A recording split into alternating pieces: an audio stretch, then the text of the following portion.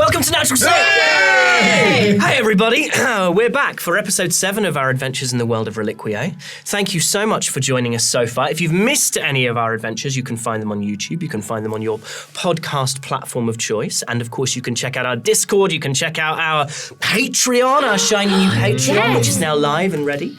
But how can we have an adventure without heroes? Let's say hi to those heroes and let's start now. Hi, I'm Aoife, and I'll be playing Dolly de Winter, the Tiefling Bard. Hello, I'm Alex, and I am playing the Kobold Rogue. Hi, I'm Doug, and I'm playing Kelnys, the Dragonborn Druid. Hi, I'm Hollie, and I am playing Endelian Rinnan, the Human Fighter. Hello, I'm Ben Starr. I'm playing Radiant Thornbear, the Wood Elf Wizard. That was it's as good as we've ever done it. However, I will point out, everyone apart from Ben went like Hollie style, Brazilian football, a single name. Yeah. Normally we get a Wilson and a Jordan and a Cockle. Well, as soon as you just went plain like Aoife, It was like because I was surprised into it. I was like, Right. It was almost as if I was hiding under the table for no reason and slightly through the natural rhythm of everything. Well, without further ado, should we play some Dungeons and Dragons? Yes!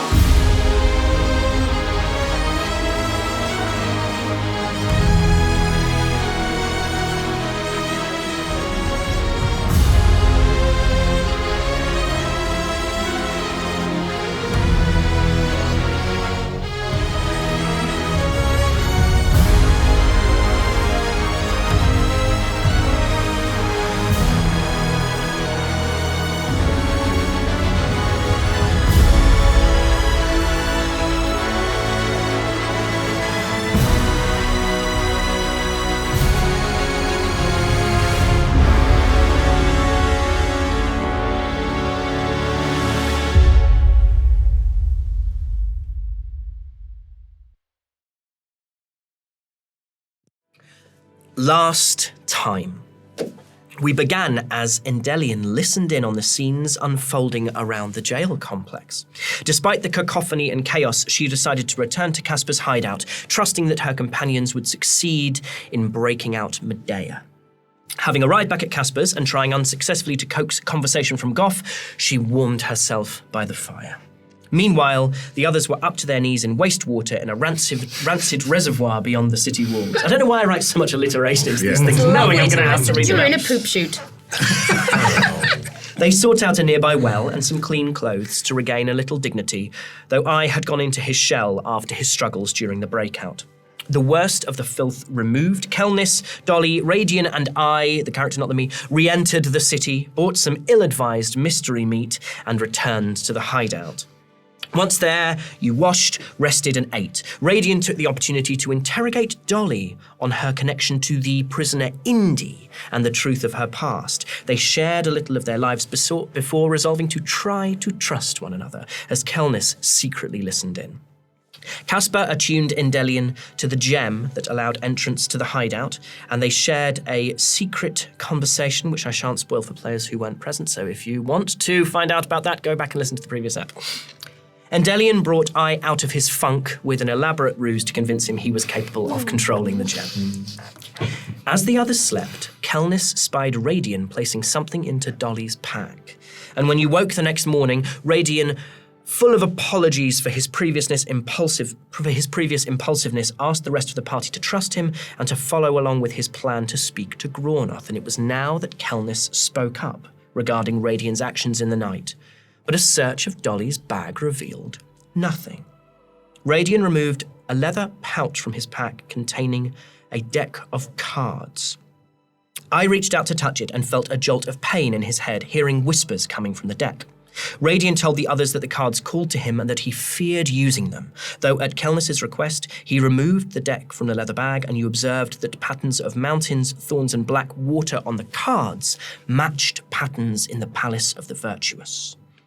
The deck carefully placed back in its leather bag, you headed to the crest, the highest level of Baruun, still partially under construction. There you made your way to Groth's estate, where Brynhilde, captain of his guard, led you to his chambers. Propped up in bed, you found Groth unnaturally aged since you last saw him at the peak of Mount Atria. You told him of Barabask's betrayal and Jasme's wisdom. Horrified, he told you the truth of the world, that mortals were first bred as soldiers in the Divine War, and that the gods placed some of their own power into these mortals. And as their numbers grew, they drained more and more divine power from the gods. And realizing that the collective power of mortality now outweighed that of the divine, the virtuous, vile, and wild agreed a truce, creating 3 separate planes of existence, Reliquiae, the Feywild, and the Shadowfell, so that mortality could never unite and destroy those that made them. Endelian told Groth of the voices in the orbs, and the words, "the shadow will flood," showing him the mask you had taken from the group in the forest. Groth knew nothing of the words, nor the child mentioned by the voices in the orbs, though he speculated that the forest group may be affiliated to the Vile, and that this child of a god could have been the reason that the powers of the virtuous faded suddenly a century ago. Perhaps there is a new demigod. He also revealed that the Antiqua had tied their lives to that of their deity, so that with the virtuous dead, the Antiqua's powers would diminish and they would die. Danilo, the halfling cleric of Persephone, had already fallen. Groth planned on telling the Council of Equals the truth in a few days once he had recovered his strength. Radian showed him the deck of cards, and though Groth didn't recognize them, he could sense great magic coming from them. You then asked him where to find the other Antiqua, and he told you that they would have returned to their respective capitals with the exception of Parvus, who would be at the Sanctum, the seat of Dragonborn power. Groth then told I that he did not think that themselves was responsible for the deaths of the other virtuous, and that they may well have sought refuge in the Old Dark, a semi-mythical place in kobold culture said to be the place where they first came into being. Though Groth could not tell you where to find the Old Dark, he thought Parvus would know. Led by Radiant, you did a lot of stuff. Led by Radiant, you asked to be allowed to go to the Council of Equals yourselves and to warn them of the coming danger, fearing that Groth's condition would not improve and that he, as Danilo had, would succumb to death. Groth was at first reluctant to do so, fearing Radiant's impulsiveness, though eventually he agreed and sent you off with a letter that declared that you spoke with his voice and in his name. You made your way to the Council of Equals and gained access to the council building, having left your weapons at the gate, though Endelian and I managed to hide dagger and thieves' tools about their persons. Endelian was keen to keep her head down throughout and spotted a red-haired, mustachioed man entering a chamber as you were led to see Trusk Moore, High Advocate of Baruun and leader of the Council of Equals. Dolly recognized this man to be Riodir Grenweird, the reeve of a small town called Mouse. Once inside Trusk's chambers, Dolly told her of the group in the forest and the threats made upon her life. She seemed relatively unconcerned, though revealed that she had already tightened security since the disappearance of a member of the council, the dwarf Rashid. Then Radian played the hits and told Trusk that the gods were dead. Blindsided and unwilling to accept this, she stormed from the chamber to see Groth herself, and as you followed, Dolly went to open the door through which she had seen Riodir Grenweird disappear, before Endelian stopped her, insisting that it's not where we need to go. Skeptical, Dolly agreed, but told Endelian that a conversation would be required down the line.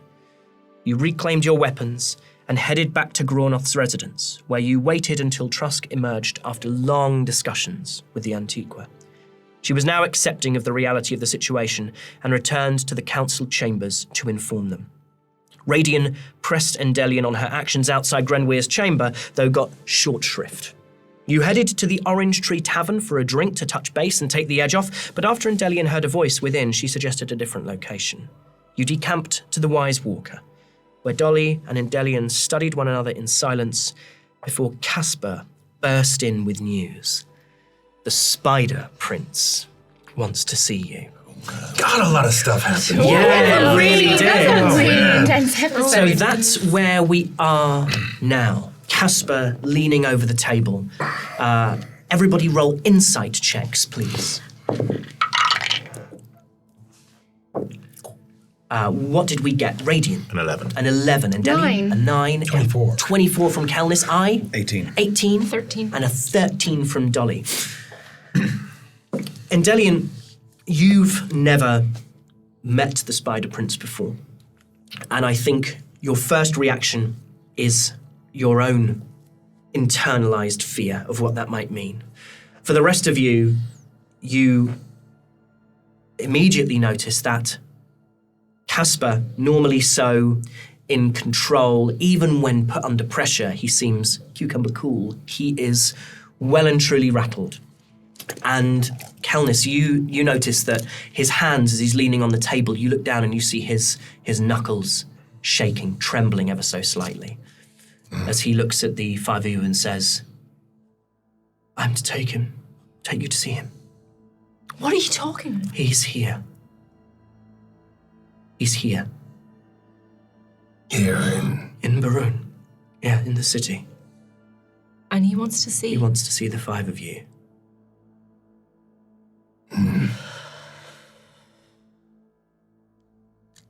No. He nods. Now.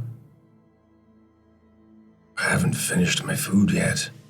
I don't know if they do. I don't know if they can wrap it or... he looks at your plate. What are you eating? Can I get a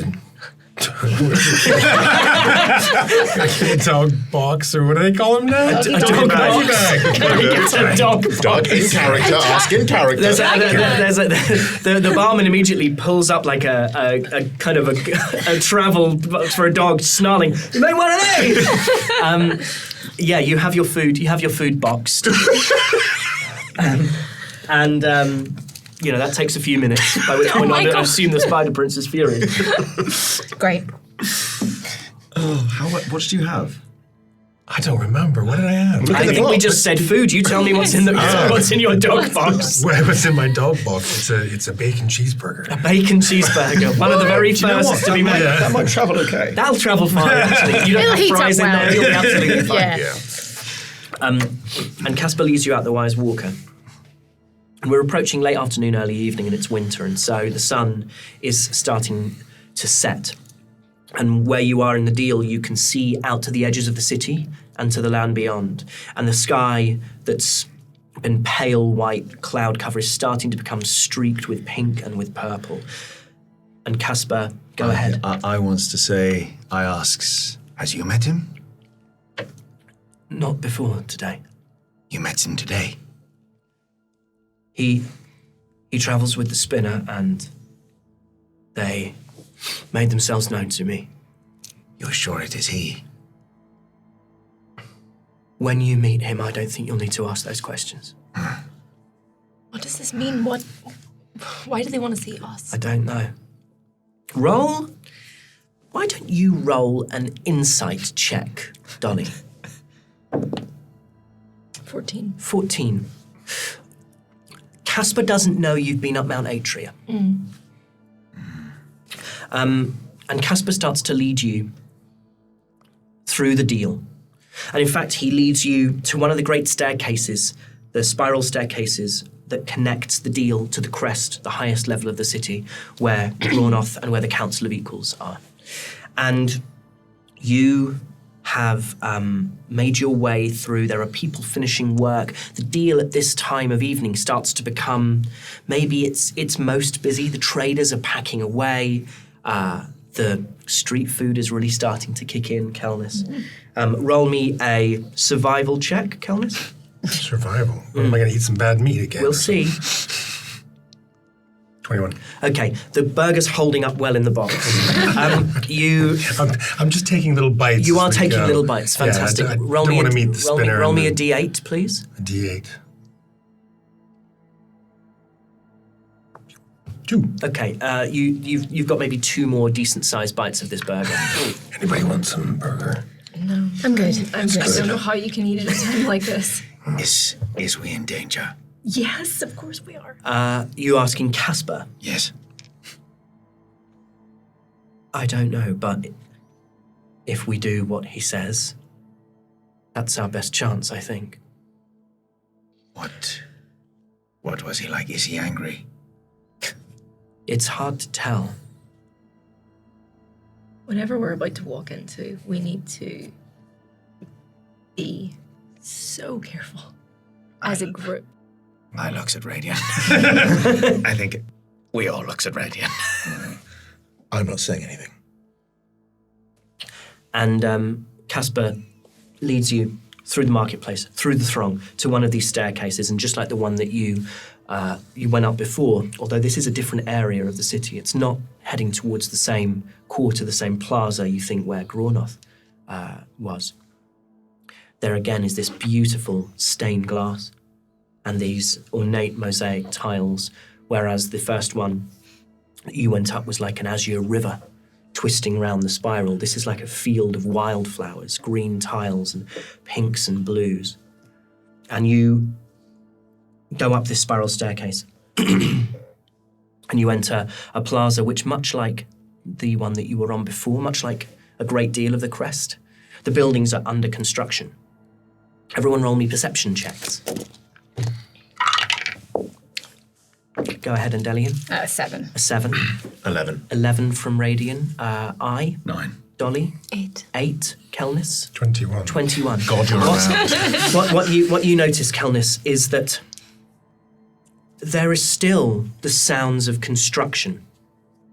There's the working day does not seem to have finished for people up at the crest yet. This plaza you approach, there is one orc stood at the entrance to the plaza, and everybody else is gone. And as you approach this orc, you see Casper, who's been leading you this whole time, reaches into his robes and takes out a coin purse and puts it in the hands of this orc. And they share a nod, and the orc leaves. And it's just the 5 of you. Who was that? What? Who was that? A foreman. Okay. You are taken to an almost completed building. There's no one around. And the walls that encircle this plaza in its entirety have started to dim the noise from the rest of the crest, from the rest of the city. The noise that always permeates up through the depths and through the deal is dimmed here, is quietened. It feels, were it not for what you know you might be walking into, it feels almost like somewhere that is still and, if not safe, secure. Would any of us have heard any stories about the Spider Prince, about what? Everyone can roll me history checks, but I'd like I and Radiant to do them with disadvantage. I was about to say, do I even roll or... I'd like you to roll with disadvantage. Because you've all joined the web somehow, and we haven't role-played on or off camera those conversations, so you don't know what you were told. Yeah. So what's everyone got? Let's start with Dolly 6. this time. A 6. 14. A 14 from I. 17. A 17 from Kelnys. 16. A 16 from Endelian. 8. And an 8 from Radiant. So everybody who's a 10 or higher. And it was 6, did you say a 16 and a 17? Yeah. Right, Okay. 17. So I, Kelnys, and Endelian. The Spider Prince is known for obscuring their face. Although you've heard of them, and you've heard if any stories you've heard about them, you've never heard a physical description of them. And then Kelnys and Endelian, what you also remember hearing is that people say that he knows. He just knows that he is hard to deceive, if not impossible. It's not a challenge, Radiant. We must be very careful. Hollie is right. The Spider Prince is not to be trifled with. And Casper opens this beautiful carved front door to this building. And the door opens, and there's a marble floor in this huge entrance hall, a spiral staircase and a domed ceiling above. All the shutters, all the drapes are closed. And it's dark in here, to the extent that those of you without dark vision, so Endelian and Kelnys. I get it. And I can't Kelnys. see. This is This is tricky. It's that moment when you walk into darkness and at first you're blind and then your eyes adjust and you can dimly make out the shapes of the people around you. I come forward and just takes each hand just to help guide in the dark. So Kelnys in one, Delian in the other, and just Like sort we're of leading walking our forward. son. And you feel this little scaly hand reach out and put their hand in yours. And Casper leads you up the spiral staircase. And this house is unfurnished. The walls are bare. And it takes you into a dark corridor. And all along this dark corridor are wall sconces that are waiting for torches. But no torches have yet been put there. There's a layer of fine dust on the marble floor. And at the far end, you can see a little light spilling from beneath a door. And Casper stops a few feet from the door and gestures to it and nods. Hi, looks up and goes, There is a door at the end, and they is gesturing. I know I can't see, but I You can see, so you're not blind. yeah. Your eyes have adjusted a little, and the light that's spilling from the door allows you to see your companions, and you can see facial expression, you can see the shape of the space you're in. But for example, the dust on the floor would be invisible to you. Oh, almost. okay. I was going to ask if I can see any footprints in the dust, but I guess I wouldn't be able to see that, would I? You can roll an investigation check with disadvantage, and you can see what happens. With disadvantage. Yes, yeah, because I think you're struggling to see in light like this. Oh, well, let's just start Wait, there. so how does that work again? So you roll twice and you take the lowest. Twice the same. So what did you? 6. 2 6s. No, a 9 and a 6. A 9 and a 6. Okay. nice. So yeah, you can't make out anything on the floor or any clues that might let you know who was here, how many people. Well, this has been fun. Just in case. I do not think that we are here to be punished.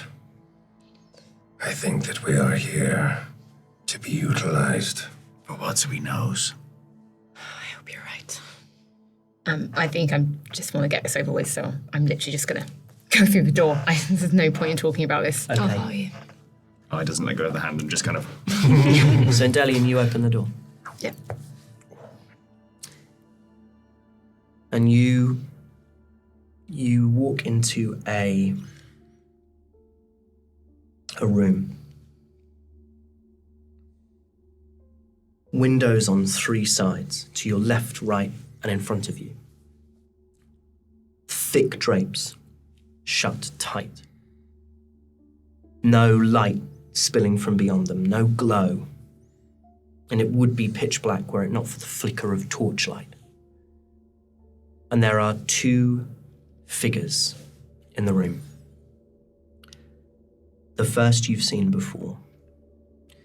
A pale, emaciated figure, wrapped in strips of ragged cloth. Skeletal ribs beneath that cloth, sunken, glowing amber eyes. It's the spinner. And then there is another figure, sat behind a table. And this figure is clad in the deepest black robes that you've ever seen. But there is elaborate silver thread that crisscrosses all over them. And then, as the rest of you, unless anyone wants to specifically try and wait I've outside. trailed along. She kind of took off, and Yeah.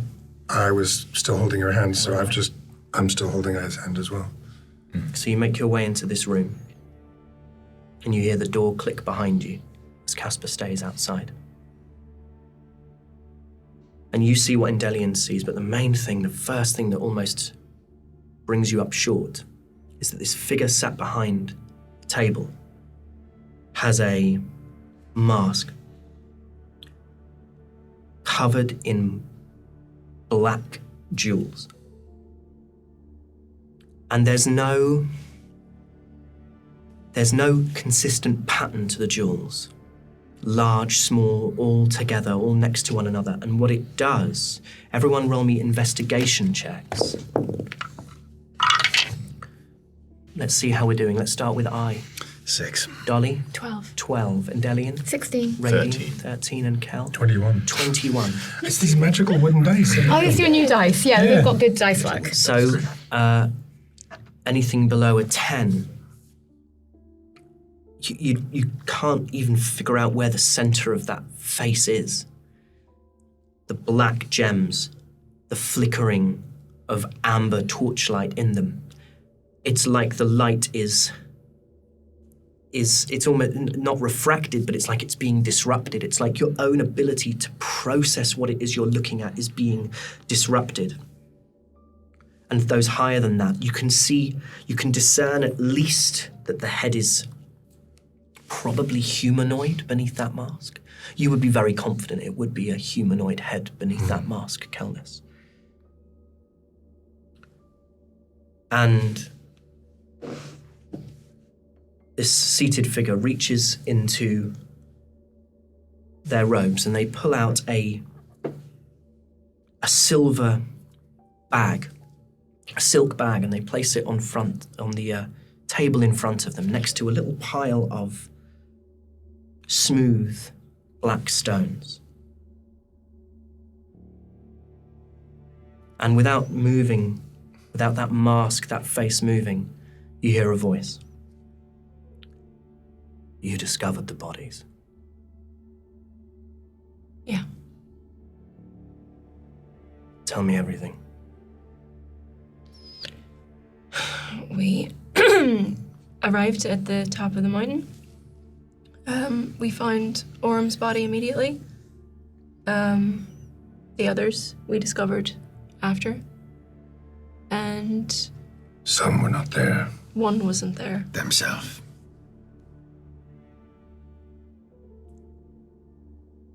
Theon's body was placed. The others were killed almost circumstantially. And throughout all this, there's been no movement.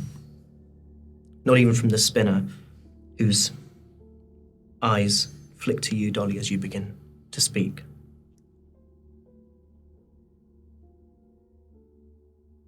And then the voice again.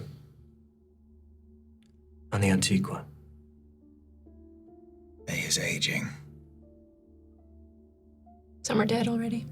Who? Damelin.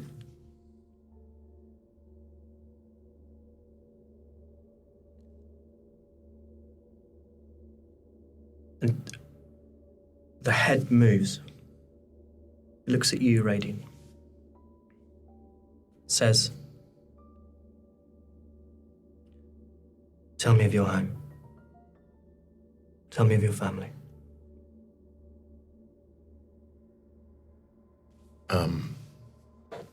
So Radiant is actually quite reserved at this point, and where normally he'd be very forceful and would just say stuff, he kind of trembles a little bit and goes,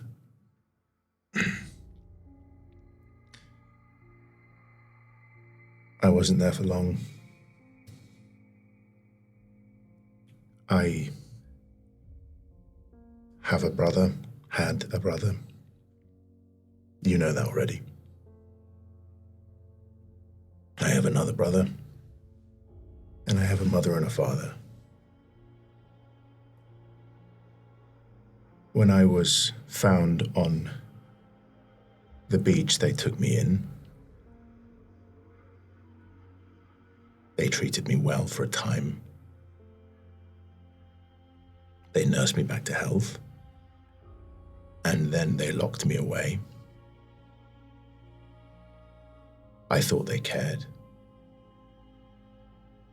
And then they sent me here. They said it was my fault.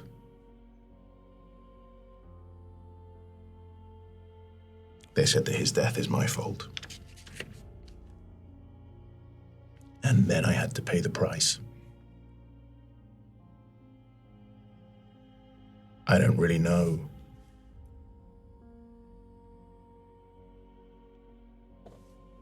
I don't really know how I feel about them, and I don't think I would ever want to see them again. I'm being asked to do something that I don't want to do. You know that already. But I do it because I have to. And his head turns to the spinner. And he says, I think you're right, but I don't understand how. And the spinner nods.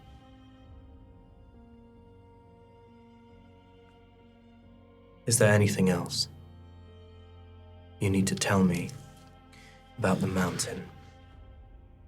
The shadow will flood. What do those words mean to you? We met people. We met them in the woods. And they was wearing masks. And they said, the shadow will flood. The orb said, the shadow will flood. And they was likes the web, but not the web. They knew things. The orbs. I believe that's the first time any of you have mentioned the orbs. Mm-hmm. Tell me of these orbs. It was magic. More than I've ever felt in my life. We touched them and we heard voices. How many voices? Hard to say exactly. 3, 4, maybe. They had color. One dark, one light. One was changing. They spoke of a child. Child who should not have lived.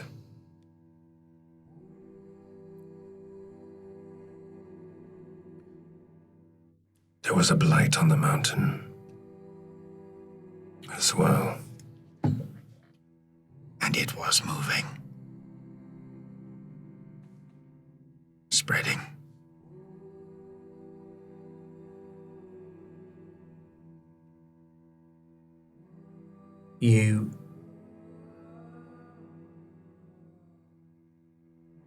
It's not that you see a look pass between the spinner and the spider prince, because you can't see eyes, but you see a moment. And the spider prince reaches a hand onto the table and takes the silk bag and places it back within their robes.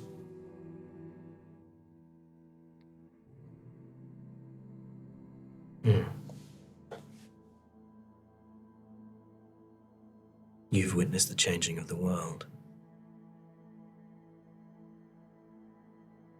It weighs upon you.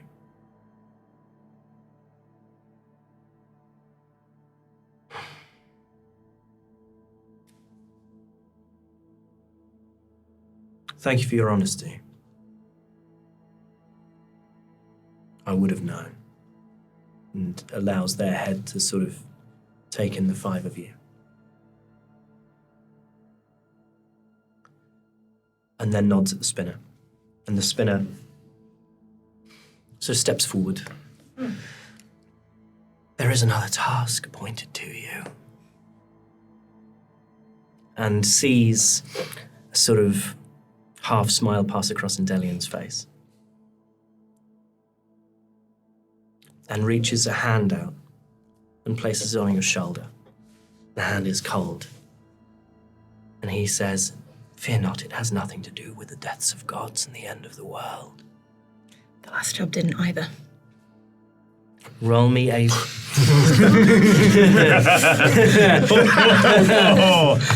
Roll me a persuasion check. It's only an 11.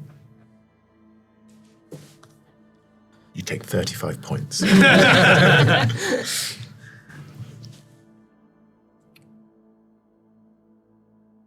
city is a dangerous place. More dangerous for you than most. You would do well to keep that in mind. Yeah, it's not exactly the forest. The city of Baruun and the interests of the web are bound to one another. And as this city has grown, well, so have the interests of the web. And yet there are those, foolish as they may be, who do not understand that the web's generosity requires a certain loyalty. And a message needs to be sent.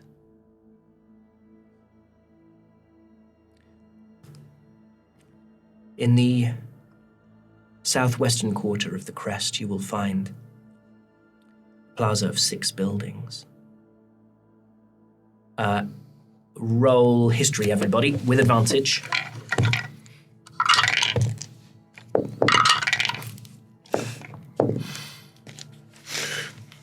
Six. 12. 12. 21. 21. 16. 16. 12, 16, 21. Immediately, it's the plaza that Groth lives on. 5 of these buildings are under construction, and yet there are debts that have not been paid, and a message must be sent. Burn them to the ground.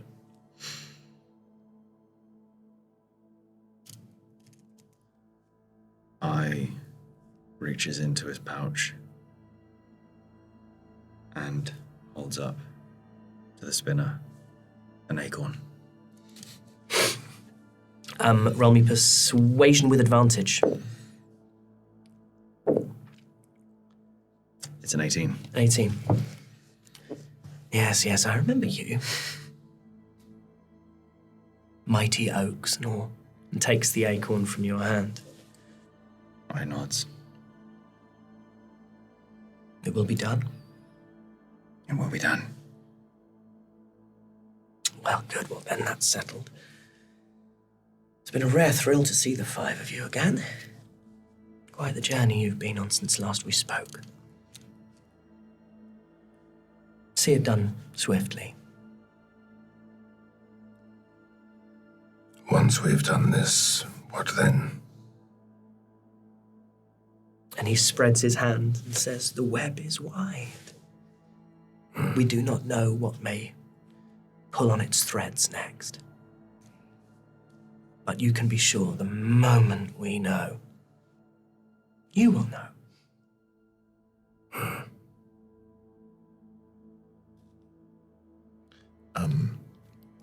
Radiant. Oh God. It's as you always know, because Ben doesn't get fully through the name Radiant. Radiant says to the spinner, Barabbas wanted us dead. He tried to kill us. I'd like you to know that. Roll me an insight check. 19. You are not the first to come to me with this. And you see that there's no shock. If ever you wanted him dead, I would gladly do it. Time will do that for you pretty soon anyway. Eyes will help. Is there any possibility of having a private conversation with the spinner in some way? You'd like to speak just to the spinner. Yeah. You would have to make that, unless you have... Do you have the cantrip message? No. So you would probably have to make that request in front of everybody. I would like to speak to you. Me? Both of you. Roll me a persuasion check. Nailed it. That is a 4. A 4. Please. With advantage. The prince does not concern himself with the matters of the fly. Yet he seemed to take an interest in me. You are interesting. There is something intriguing about you. But that's not something you've achieved.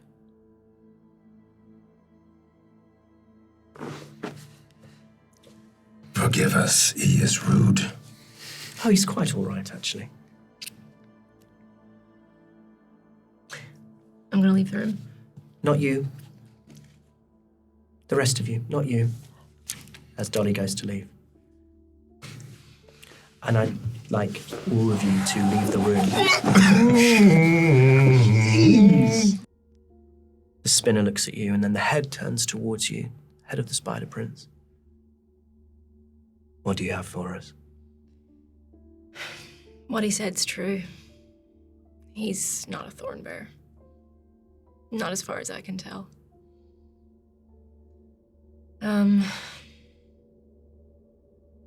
What I was promised? What you were promised. I was promised information. You are not in a position to make demands. I'm just wondering. They're all safe, though, right? The 4 of them. Of course. They are agents of the web. They are under my protection. And he takes the silk bag out of his pocket and he puts it on the table in front of you. And he says, there is nothing more about him that you think I should know.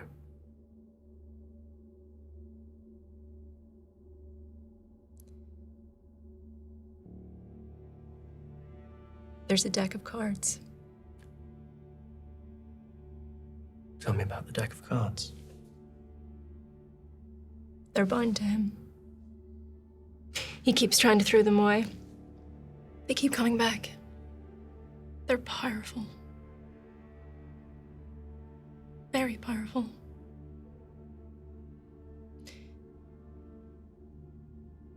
There's markings on the deck. Same as markings we saw at McEntire. And the hand comes out, takes that bag and places it back inside his robes. Thank you. Nox is alive. Where? Find out more about the deck. Okay.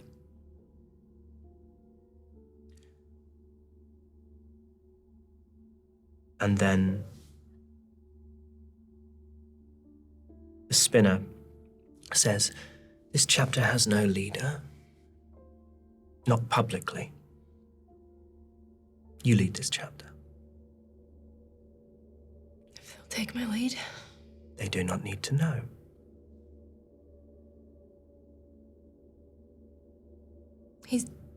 They're... It's not his fault.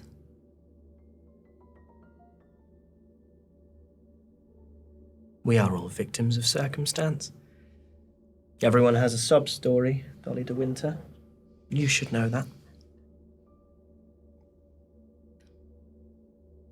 Roll me persuasion. Natural one. Natural one. You have not been put together by accident, the 5 of you. You have complementary talents.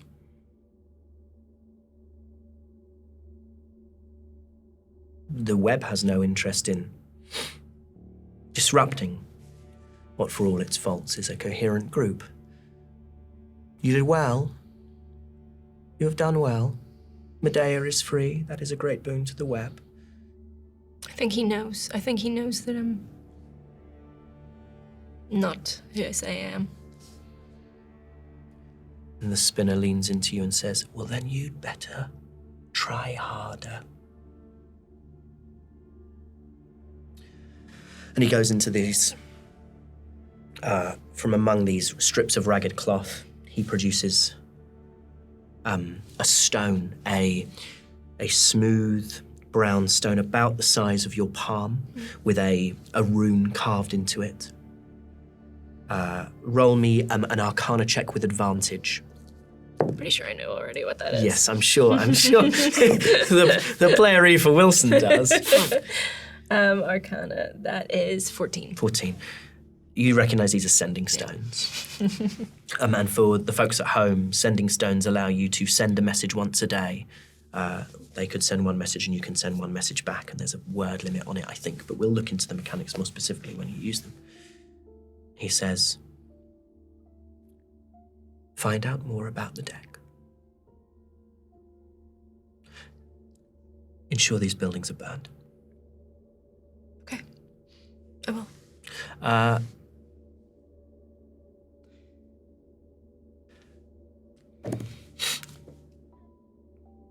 The Spider Prince raises a hand and says,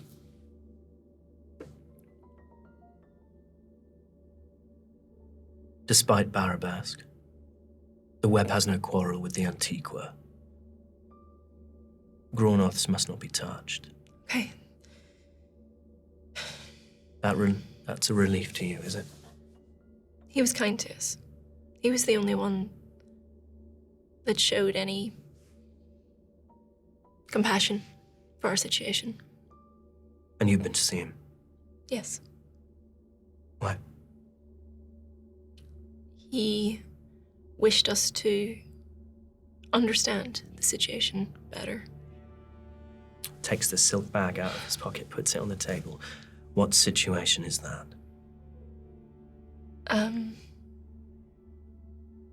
That the world isn't how we've been told it is. He takes one of the black stones from the table and plays with it, knocking along his knuckles, along his fingers, as if it's skittering like a spider across past the back of his hand. What do you mean?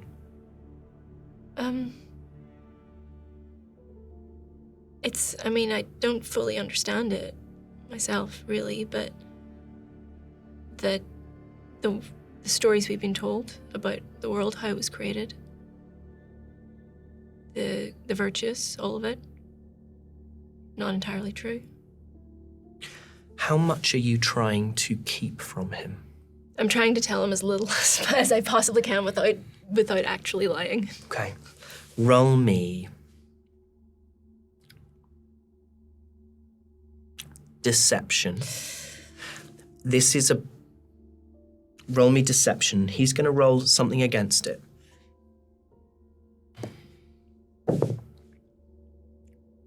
Go on. 27.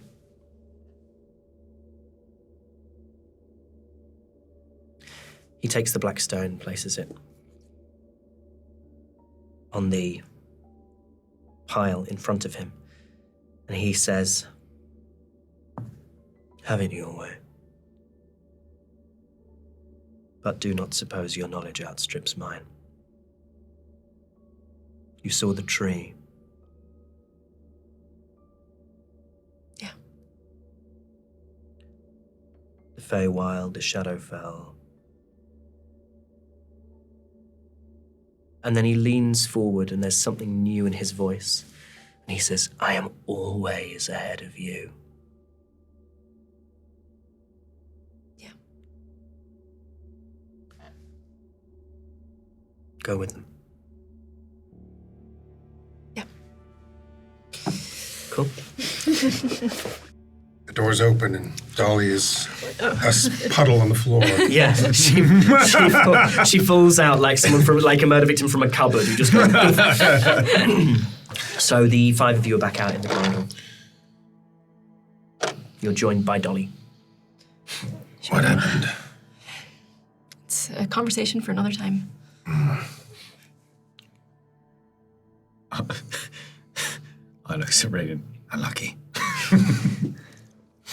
He's already walking out. Yeah.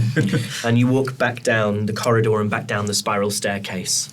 And as you leave this, the building, Casper is like leaning on the wall.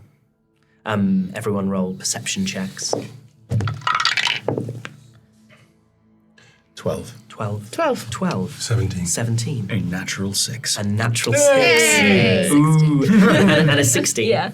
Okay, so Kelnys and Dolly, what you see is you see him, as the rest of you come out, you all see him sort of give his face a wipe, and the 2 of you see him sort of put a hip flask back into his pack. That's right, well, big day. All well? As well as it could be. I want that hip flask. I'm going to ask him to. You didn't see it. He says, right, well, a rest? Yeah. What's the news? We should talk about it at some point. Yes, we should. We've got a job. Another one? And this one needs to be expedited fairly quickly. What? A second one, Oh, no. aside from the... No, we've got What? that one. We have to... I've clearly Eat your missed burger. something. Just Yes. eat your burger. Yeah, roll me a D8. Finish your damn burger. While he's doing this, I've just realised that 8. on 8. Okay, you've burped 8 times since you finished the burger. You had 2 bites left. You can't have 8 more bites. It's not magic. It's just a burger. Just a burger. I've just realised that we all have playlists that we've made for our characters, and on I's is Firestarter. And I was just like, That's why held I up did an it. acorn, That's- it will be done. That's why I did it. I did it on purpose. So we are to become arsonists now. Yeah. Did they tell you more about this job? Only that it needs to be done with haste. So, night is beginning to fall. You've been told that this job needs to happen quickly. It's up to you how you go about that. It's up to you where you go and what you do. It's in your hands. I is small. I is sneaky. Can I start fire? I has ways. I knows how. So everyone roll. Well, in fact, I don't think you even need to roll for this.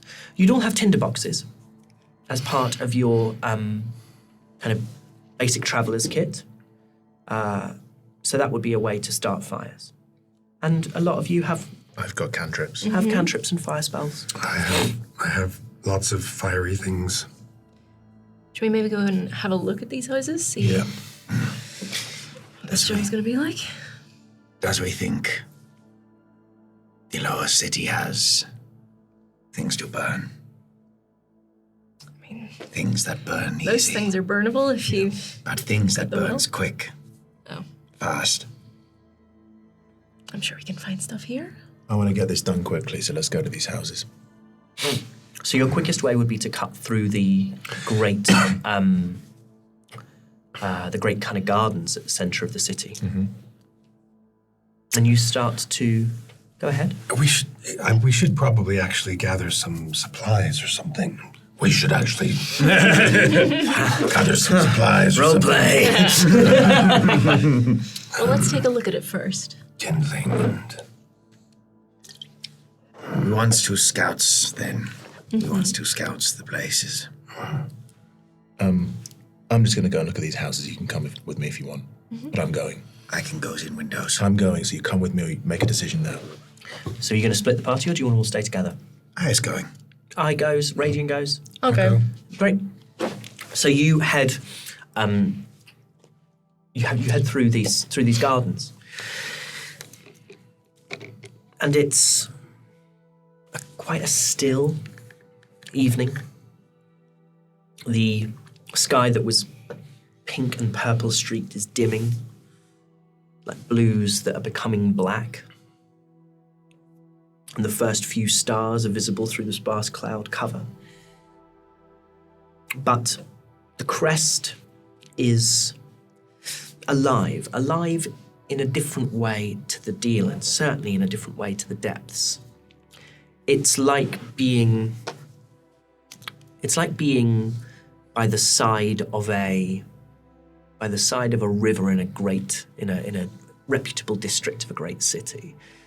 There are these braziers all around that are burning oils and smokes, just like you had at the party in Escalation in the district, in the residence of the Dakar family.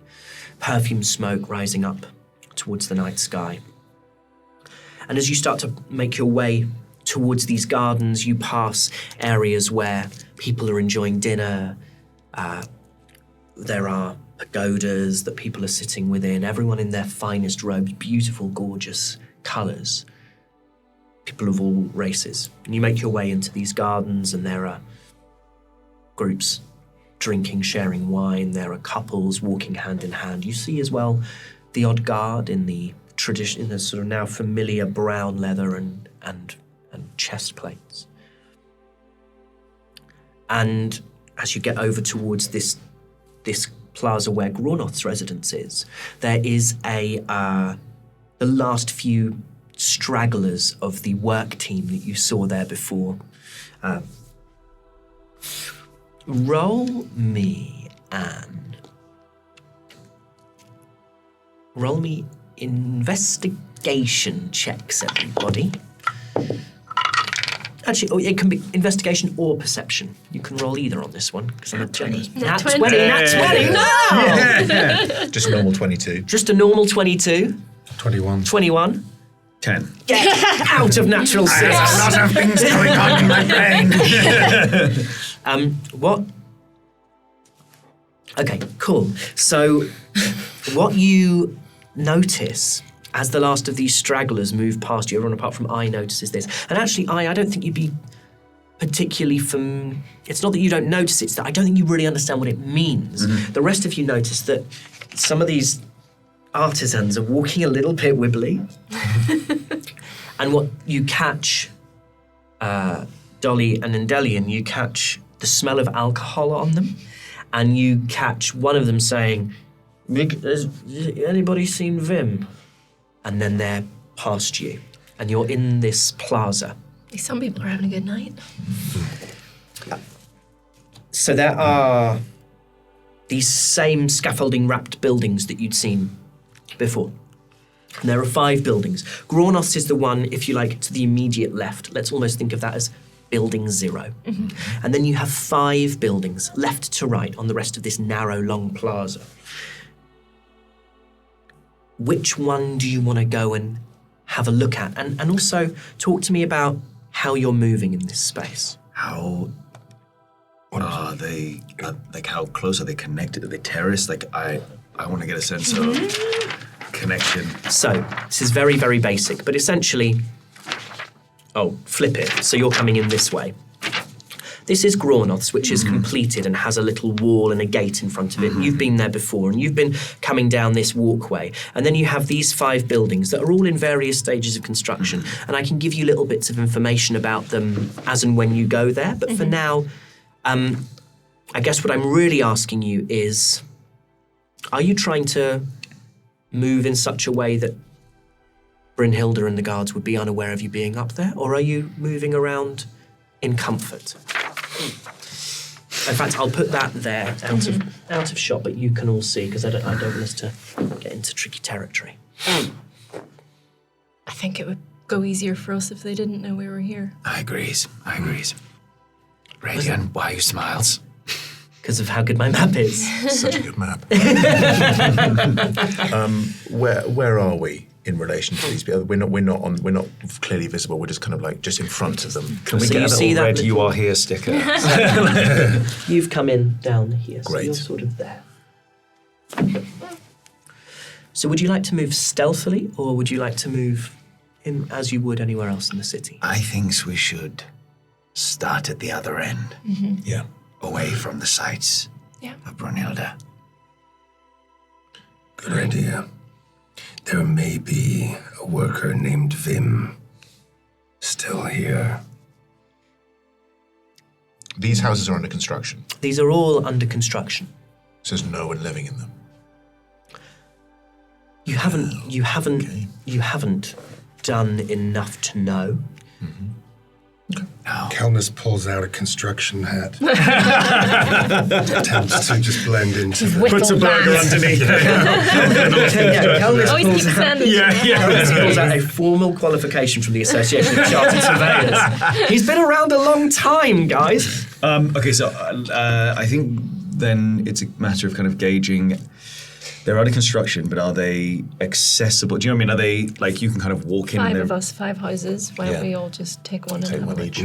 Okay, in that case then, knowing this, given that I have the highest stealth, I would probably go for the nearest one. Okay. Yeah, I think that's probably Yeah. the best. I'll go for Yeah, next. I'm not going to I'll argue go with for next that. one. So let's do that first. So roll me a stealth check. Okay, no, I thought that was a 1 for a moment. Phew, it's not.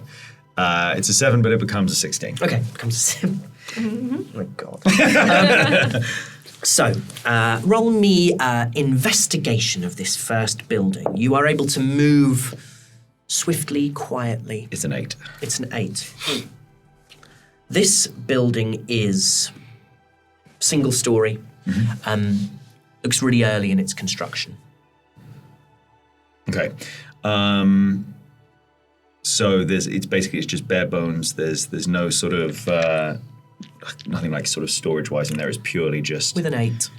Yeah. Cool. Okay. Let's see who's going to do building number 2. Who fancies building number 2 if this is how you'd like to split the party? I'll go building number 2. Great.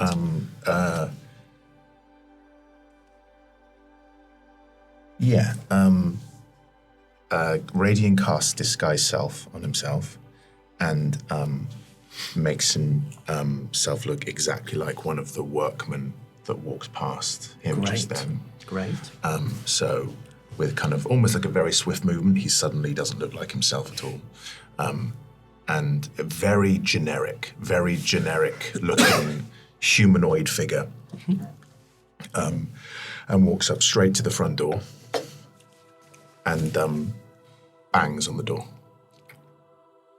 Okay. You're knocking on the door of the building. The building and shouts, Vim!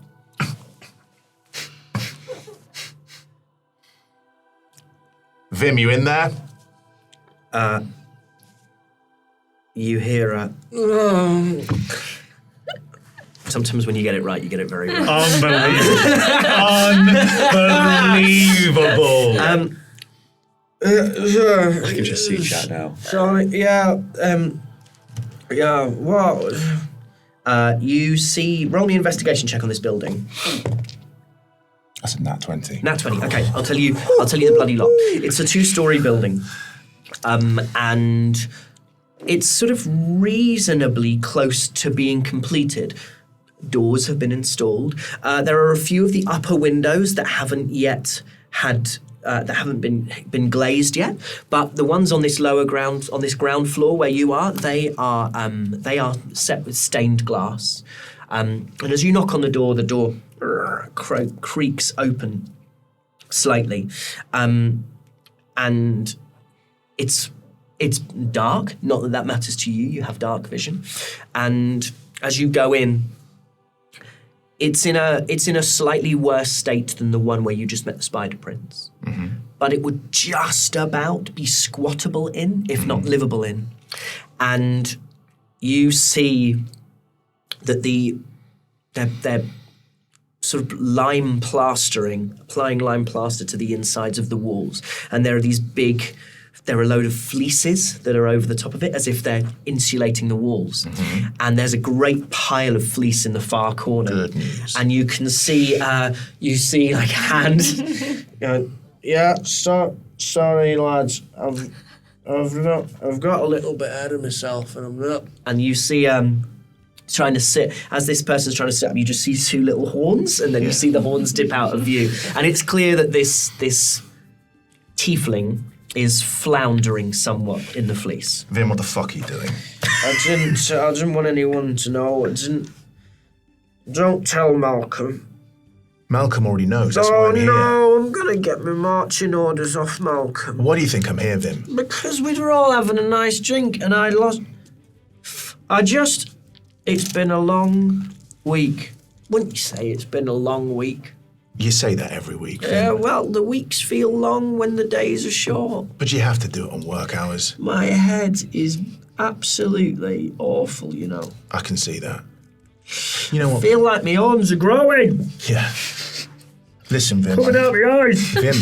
Vim's horny. Jesus. Vim, Yeah, you've been like this for a while. yeah, I know, mate. What's going on, man? Oh, it's the kids. Yeah? Oh, they get right on my nerves. Do you want to talk about it? No, I Okay. don't. Well, you can roll me persuasion. It is a 7. 7. He's like, I don't want them to make the same mistakes I do, but look at me, yeah? I'm not a role model.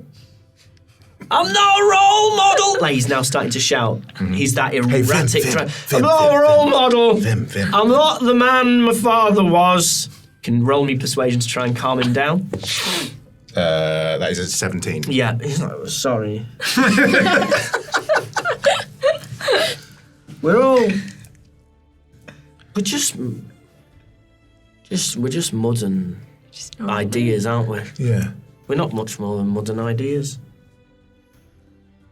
I'm so tired. Yeah. I'm hungry. You're hungry? I'm really hungry. Yeah. I want one of them. Have you been Wise Walker, the two burgers? You want to go Wise Walker? I haven't been Wise Walker in ages. What are you doing here, Vim? I'm trying to sleep it off a bit. Sleep it off. I don't know if you've noticed, I'm not in the best shape. These are meant to be done soon. I know they are, mate, but they're not paying any money for them, are they? So we've got to slow down on. What do you mean we're not paying any money? I'm doing this on good grace. What? You are? Well, Malcolm said we've not had the funds released, so why am I telling you this? You were drinking along with me. I didn't ask Vim, you talk all the time. Sorry, mate. It's okay. Listen, you know I'm here for you, right? I know you. Yeah. You've never let me down. And I never will. Brandon. And it's always been, for as long as I can remember, it's always been me and you, It's always Brandon and been Vim. me and you. Go together like mashed potatoes and gravy. Yeah. Like burgers and burger buns. Now that's a combination. Listen, Vim, if anything ever happened to you, it would be a problem for me, and I want... It'd break me heart. I'm just saying this, mate. I'd hate it if I The boys died. are saying stuff. They're worried. Oh, they're not. Yeah. Roll me persuasion with advantage. It is a 15. Time's coming to just shape up, innit? Yeah. It's a learning curve. Vim, what can I do to help you? This might just be the wake-up call I needed, Brandon. Yeah. What's that? Just look at me. I'm 48. You don't look it. I know I don't. I look fantastic. I got a skin regime, but that doesn't matter, mate. Because at the end of the day, it's what's in here that counts. Yeah, and what is in there? Fluff. Grabs the fleece. Fleece, for all I know. Can I do a little investigation of Vim to see if there's anything on his body? Yeah, absolutely. Because he ain't looking. Are you? How are you trying to do this? You sort of. I mean, like, I'm trying to do. I'm distracting this thing, and I want to investigate. So you want to kind of, sort of pat him down and see if he's got Yeah, anything. I want to go and give him a hug. Okay, so I'll tell you what. Roll me sleight of hand. Okay, not great.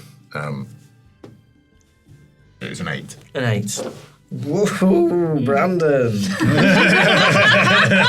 We said never again. No, I know. I know. I don't want to give mixed messages here. But I just got. Don't mess with me, Brandon. Puts his hand out. Don't play with me, boy. Don't play. Get it.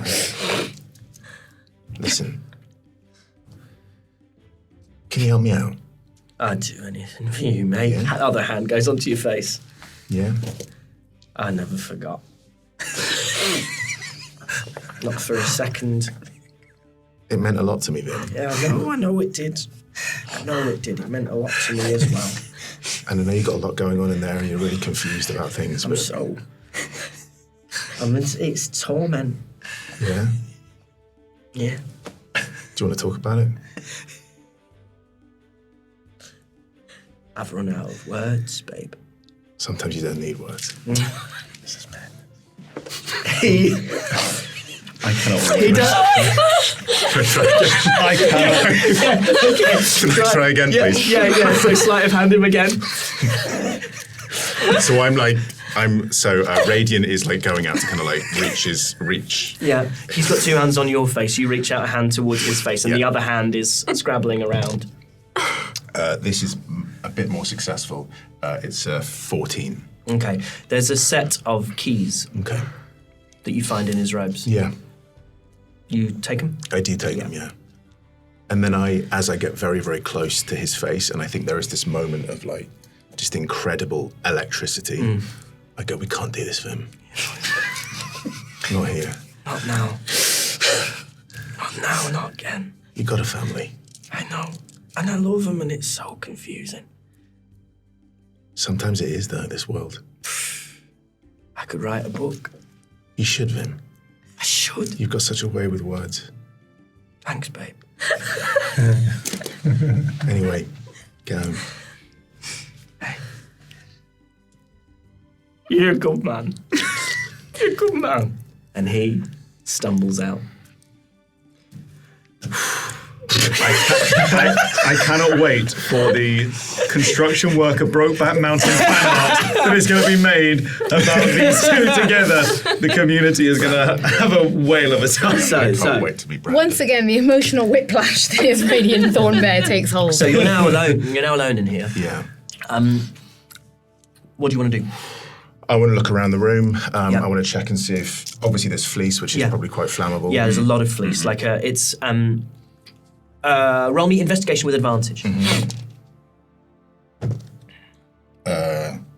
Nice. I have that's a 25. Okay, so what you do is you take this set of keys and you start to test them. You test them all in the main lock. Yeah. And there's 5 keys, and only one of them fits in the main lock. Great. And then roll me insight with advantage. I think you had such a good roll on the old investigation. Roll twice, take the highest. I mean, 19. Okay. Same team working on all 5? Yeah. There's enough fleece here for like, it's almost as if all the insulation for all the houses is being kept in here. Almost as if there might be like different resources across different properties. And each one of those keys is for one of the houses, right? Yeah. It would stand to reason. Yeah. Okay. So, Radiant. Radiant's been on 45. Eyes already inspected his one, so he just sees a teary. Absolutely, you all would see. I would definitely see a teary tiefling. Yeah. What's quite alarming to Radiant is he quite enjoyed that, and he kind of stopped for a moment and went, nice. And then he leaves the house. And kind of stands at the doorway to see if he can see where any of the others are. Roll me a perception check. Thank you. That's an 18. 18, okay. What you see as you leave is you see that Vim, leaving the plaza, you see him like shake his head, shoulders back, and try to sort of sober up on the walk back. And you also see I staring after this drunk tiefling. Eyes looking down there, and then you also see who's in building 3. I think I was actually thinking I was probably heading towards one of the other ones. Okay. When I hear him knocking on the door. You don't necessarily hear it. I can't. We don't know yet because you haven't mechanically rolled anything. I haven't, no. We can absolutely go back and we can see whichever building you thought you were going to. Which building did you feel like you were going to, the point at which we jumped into Radiant's world? I was going to jump in on 3, Okay. but I was happy to go to 4 first. Okay, well, let's say that you were on 3. Roll me a sort of retrospective perception check as Radiant banged on the door. Retrospective does not change the mechanic, it's still just a roll. Ooh, wow. So 26. 26, absolutely. Absolutely. Kelnys heard the You entire heard, chat. I would say with a 26, you heard when Vim started to get emotional as well. And you heard the knock on the door and you disguised self in front of all of them, right? So you knew that Radian was planning to pose. You had a very high perception or investigation check yourself on the way in. So you saw him posing as one of the other workers. So I would say you're in the broadest possible terms across what Radian was doing, but you wouldn't know the specifics of what happened. No one can know. I'll tell him. So tell me what you do. Tell me Well, what you I do. think I was on my way to house number 3 when I heard Radiant knock on the door, and then I've heard a conversation. So I think it's kind of stopped me from going into the 3rd house. Okay. And when Vim comes out and I see him drunkenly staggering away, Yep. I think I'm curious enough. I want to go see what's happened. Sure, so roll me a stealth check to try and make it in between building 3 and building 2.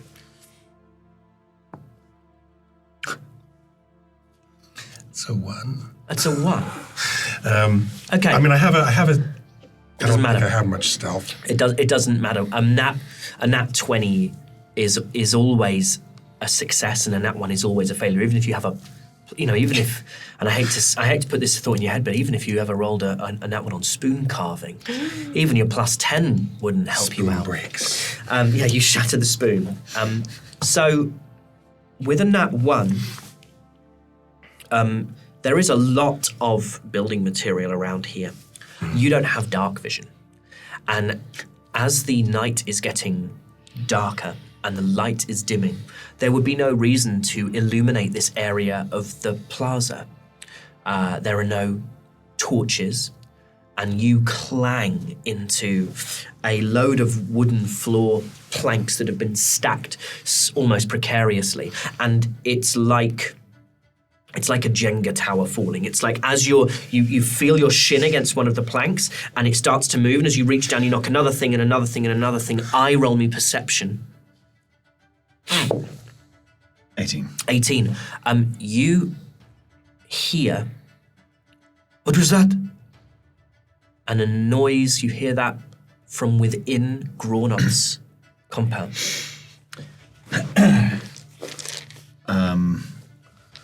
Okay.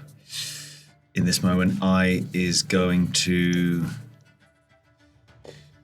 move towards that gate, but sort of not in front of the gate. I is going to kind of hide in the shadows just beside the gate. Beside the gate into Groth's? Yeah. Great. Sort of in front, I'm going to say, as you come out of the gate on the right-hand side. Okay, can you roll me a stealth check, please? That is a 28. Good. So let me just write something down. You sneak your way, moving in the shadows, but also just the semi-darkness now. Move your way up towards the gatehouse. And as established before, this is like a gate that you might see, like the gates of Buckingham Palace. Like they're tall, they're high, but they are essentially a series of metal poles connected. You can see through. And you can see in the door, you can see through it. And as you're approaching with this really high stealth, roll me a perception with advantage as you're approaching with this really high stealth. It's an 8. An 8, okay. You can't see who the voice comes from, but you hear, go and see. Okay. So, I am going to cast Silent Image. I can create the object. I can create an object or a creature or some other visible phenomenon that is no longer than a 15-foot cube. Now it appears a spot within range, lasts for the duration. It's purely visual, but I can use an action to cause the image to move to any spot within range. As the image changes location, you can alter its appearance so that the movement appears natural for the image. Yep. And I would like to create a large-ish sized cat. Okay. And I would like it to kind of visibly, maybe sort of jump through the fence from the direction of where the noise just came. So it's sort of jumping through one of the gaps and sort of through the bushes. So mechanically, if you like, everything is in the direction that noise came because Groth is at the end of the plaza. Yeah. So you'd like to create, and you have a 60-foot range on this. And I'm attempting to basically thinking like a larger sized cat that, deceived that maybe there was a cat that just sort of got startled and knocked something over. Cool. So you're stood next to the gate. You could create this up to 60 feet closer to Groth's estate, or you could create it up to 60 feet further away from Groth's estate. Where would you like to create it in that 120, in that kind of 120 foot? I would actually like to create it almost between the second and first house. Is that too far away? I would say that's only 20 yards. Okay. And I would say that probably what we're going to say, we're going to play fast and loose a little bit with the way movement works here, because realistically with buildings this large, I think there'd be gardens and all this sort of stuff, and I don't think it's hugely fun making you take multiple turns to move in between a building. So for the purposes of how we'll handle this area moving forward, you can move between building 5 and 4 on a turn. And if you dash, you can move between building 5, 4, you can go to 3 on a turn. So you can create it, I would say, at the kind of far visible edge of building 1. You can't create it at building 2. Actually, you could create it at building 2, because technically that's a dash. So yeah, you could create it at the near edge of building 2. Yeah, I'll probably go for that then. Okay. Kelnys, you see a cat like appear reasonably close to where you are, and what would you like the cat to do once it's created? Move towards the estate? Yes, in a startled, like it's running, like it's Okay. I'm going to have them. I'm going to have the guard roll an intelligence saving throw against your spell save DC. It has a +0, I will tell you. What is your spell save DC? 12. 12. They rolled a nat 20. God damn. And they go, what the hell is that? Huh? Brynhilde! And you hear, noise as Brynhilde, you can assume, starts to make her way towards the gate. And you can hear them saying, there was something moved out there. It's unnatural. It's not... It is I. Your disembodied voice? And then I step forward from the shadows. And as you step forward from the shadows, you see a quite young-looking dwarf with not a full beard, like a little soul patch, and Brynhilde maybe 20 yards behind him. 20 feet behind him, and he's pointing at this illusory cat. Are you keeping that spell going? No, I let it go. And I say, I was bored. I was playing. Roll me a deception check as Brynhilde and this guard approach. I would say you can roll with advantage because they know you. Did you roll a nat 1 on the first? yep, and then I just got a 19. A 19 on the die or a 19? 18 plus.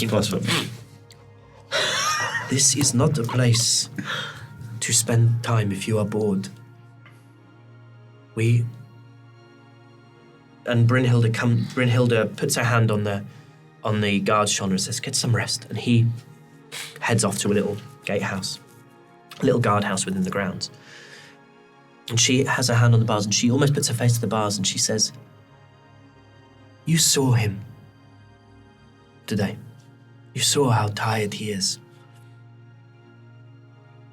Everyone here is worried. This is not the place for idle magic, not tonight. I am sorry. Get some rest." It's hard to sleep. Roll me persuasion.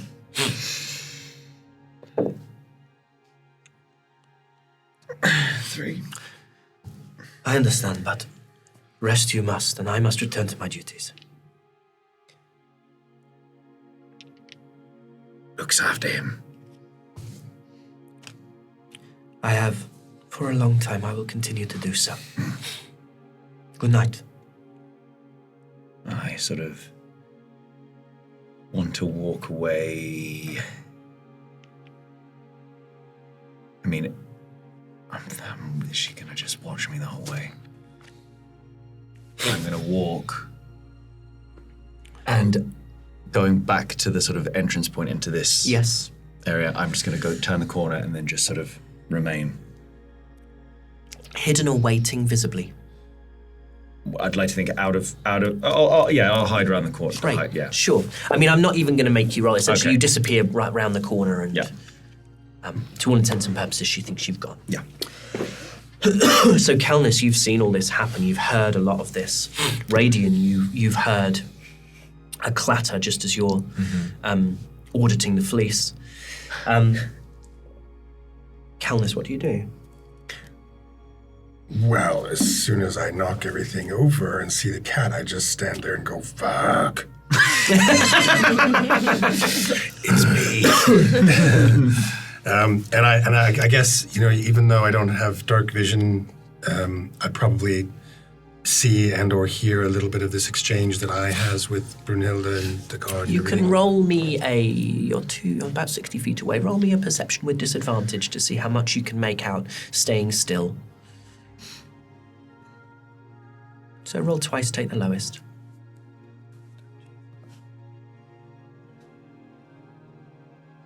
11. You make out, you can hear a panicked voice, and then you hear calmer voices, and you can hear the eyes speaking, but you can't hear what they're saying. But you recognize with an 11 that there is not an immediate flashpoint. Yeah. Okay. I think I still want to make my way towards house number 2 where I last saw Radian. Great. So roll me a stealth to get into house number 2. What I'm going to Now say... I'm going to step on a rake and it's going to... Yeah, sideshow Bobby. Something, huh? What I'm going to say, just so you guys know mechanically... Am I going to say that? No, I'm not. Carry on, everybody. Oh, God. So, We'll talk about it in the action set. Oh, God. stealth. Stealth. Just straight up, Just or- straight up stealth, baby. Oh, good. Phew. It's a 10. Okay, 10. I thought it was a 1 for a minute. was a 1 I was too. going to say, good lord. And what's your 7 to stealth do that. modifier? Huh? Oh, it's actually, no, that's right. 7 plus 3, so 10. Okay, so 10. You...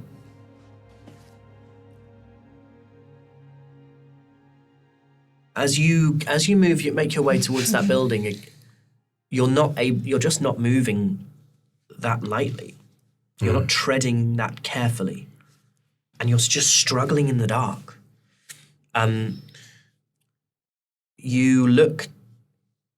You kind of clatter into something. It's not as loud as it was before, but roll me a perception check. 24. 24. Okay, you see, as you manage to slip into this building, but as you do, you just catch a glimpse of Brunhilde in the distance. You can see that she's really looking into the plaza. She hasn't spotted you, but she's really looking. Okay.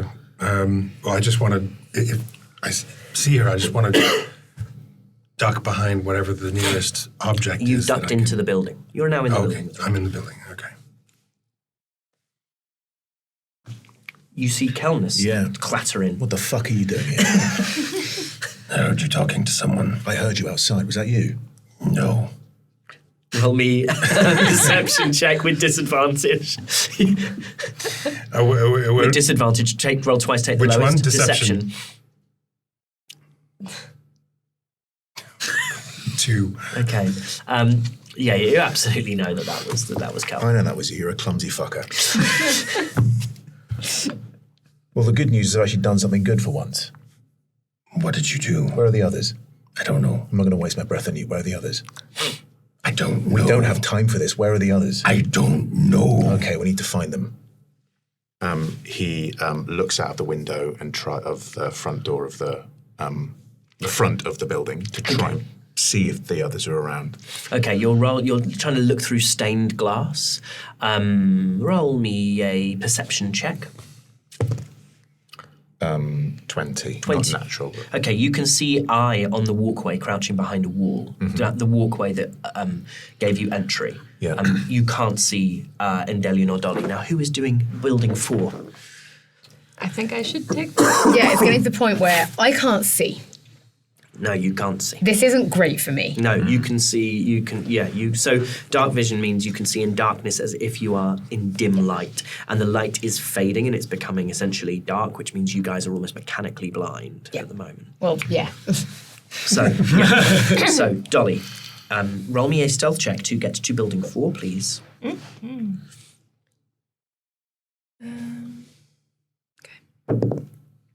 It's 24. 24. Okay, you silently approach this 3-story brick building. Roll me actually, what do you want to do? I want to find an entry point. Okay, roll me an investigation check. 13. 13. Okay, 3-story building, and they have multiple balconies on the first and second floor. Any way to shimmy up to one on the first floor? Absolutely, there is. You can spend your turn climbing. I'm going to ask you to roll an athletics or acrobatics check to get up there. Yeah, let's definitely go acrobatics. Okay. Oh, it's still only an 8. An 8. Okay. You start to make your way up the side of this building. There's a first floor balcony, and you can see that the doors that open to that balcony are ever so slightly ajar. And as you start to make your way up, you reach the base of the balcony, and the tiles have been laid out but not properly fixed. Roll me a dexterity saving throw. Oh dear. Okay. That's a 14. Okay, you just about hang on. Clinging by one hand as this tile moves, and you hear like that as it starts to kind of move towards you, and you feel yourself going backwards, and the other hand comes out, and you just about grab onto the sort of railings around this balcony. Roll me another acrobatics to see if you can get the remaining way up. It's a nat 1. It's a nat 1. Okay, you fall to the ground. You fall to the ground like 10 feet. Falling damage doesn't start till your second. To your second 10 feet. Ow. So I will say roll me a... Let's roll another dex save to see how quietly you can land. And I'm going to say the DC on this is a 15. That is an 11. An 11. Okay. Guys. Okay. I is just across the corridor just going, You're just hearing, like a one-man I can only band. make so many cats. Hearing Dick Van Dyke from Mary Poppins fall down a flight of stairs. You land on some on stacks of these tiles that are being laid out in preparation. So you hear like crack. You all hear this really loud crack, and the tile snaps. I'm gonna get away from the tiles as quickly as possible, maybe go around the side of the house. Okay. You see another balcony. This one has a trellis, which will make your passage into it ever so slightly easier. It will lower the DC if you want to climb, but it is still a climb check because these aren't old buildings. Yeah. They're essentially New builds. they're new builds. Like they don't have much purchase on them. Okay, I'm gonna try. Okay, acrobatics or athletics? God. Okay, that's an 8. Why? Get rid of these stupid dice. To dice jail with you. Actually, Okay. yeah, no. Okay. You snap you put your feet on the trellis and snap the trellis. Like it just isn't built to take the weight of a person. It's meant to take the weight of like a climbing rose, and you just it's like snap through the horizontal pieces of this. So you're still on the ground. Is there anything on ground level right where I am right now that looks flammable? Yeah, the door's open. No. No. You never specifically said you needed a door. The trellis flammable? It might be, right? The trellis would be flammable, absolutely. I've got a tinderbox. Mm-hmm. Yeah. Sure. Yeah. She's just going to light it straight away. Well, where's all this like I'm just gonna get on with it attitude from a second ago? Yeah. So you know what? I hurt my bum falling down. I'm not going to try it. So you want to start a fire? Yeah. Okay. Screw it. That's what we're here for. Everybody roll initiative. Jesus. Here we go.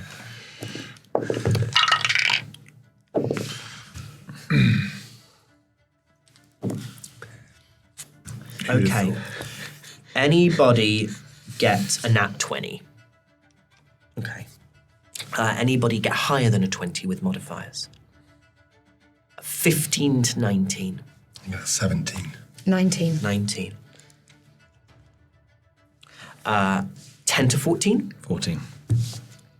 12. 12. And in radiant? Oh, no, I got 13. Oh.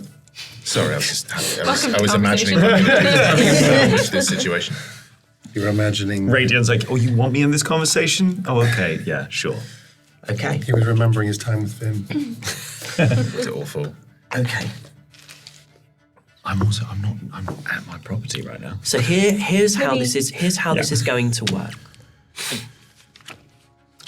Mechanically, for this encounter to be considered a success, 2 of these buildings have to be burned to the ground, have to be collapsed, and the others need to be in some stage of on fire. Roll me I would say this is. I have some homebrew mechanics here, so I'm just trying to figure out whether or not. Yeah, so roll me a d4, Dolly, with advantage. 4. Great. I mean, I don't have to roll twice. I'm not going to No, make it's not, I mean, it would be a waste of your time and mine.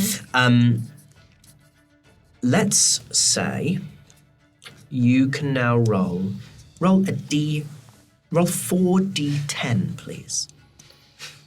Interesting. Interesting. Very interesting. Where are we go? Where are you? So as this is happening, I'm going to explain essentially what happens.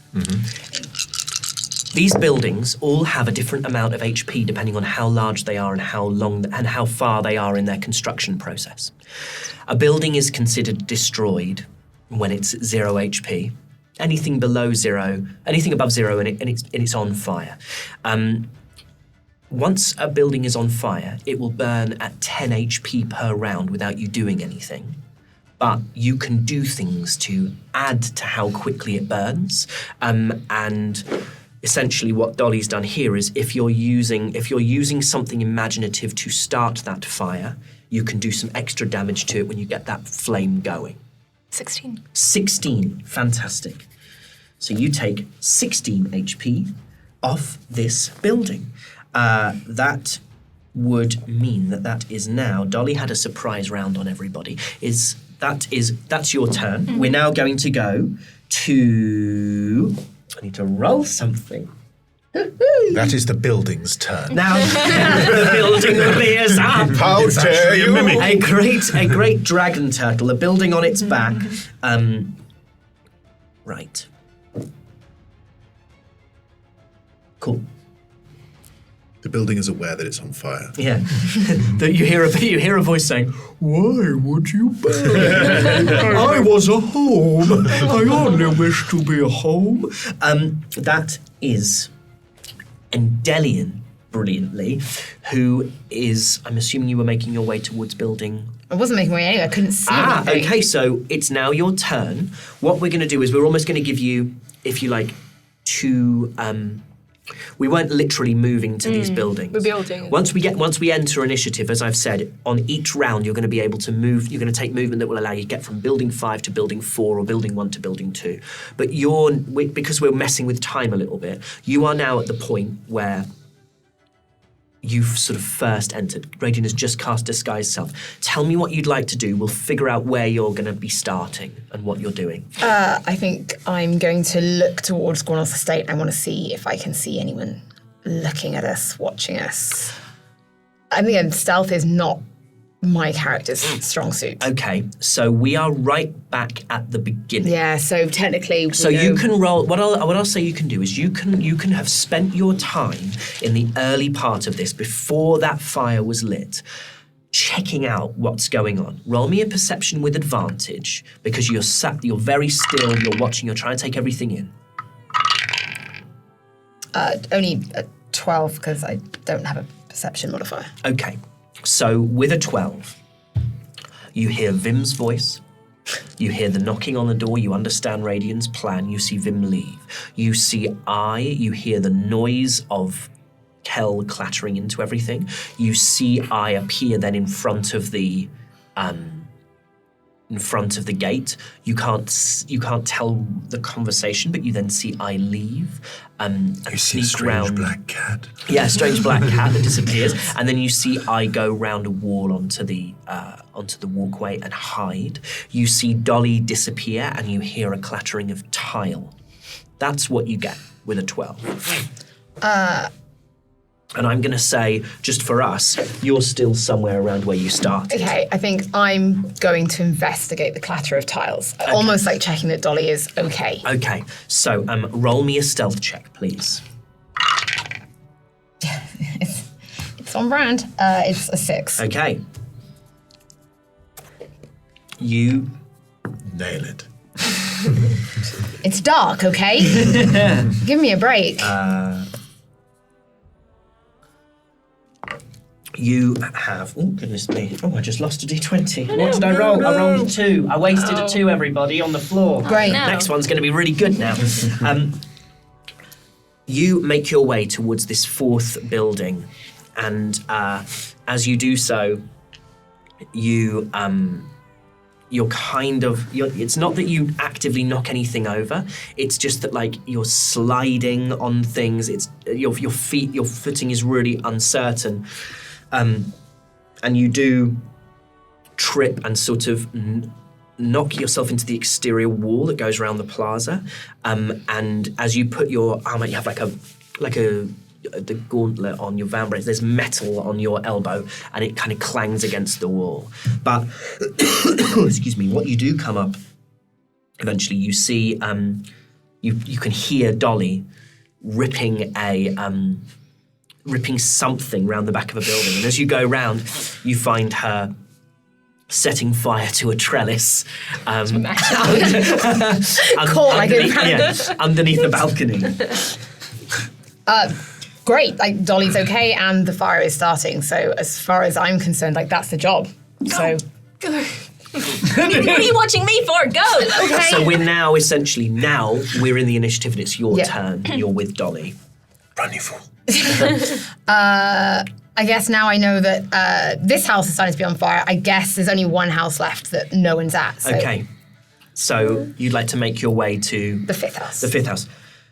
Roll stealth with advantage. You all get advantage on moving I don't think it ever towards makes the a difference to 5th move. house because you are so far from everybody.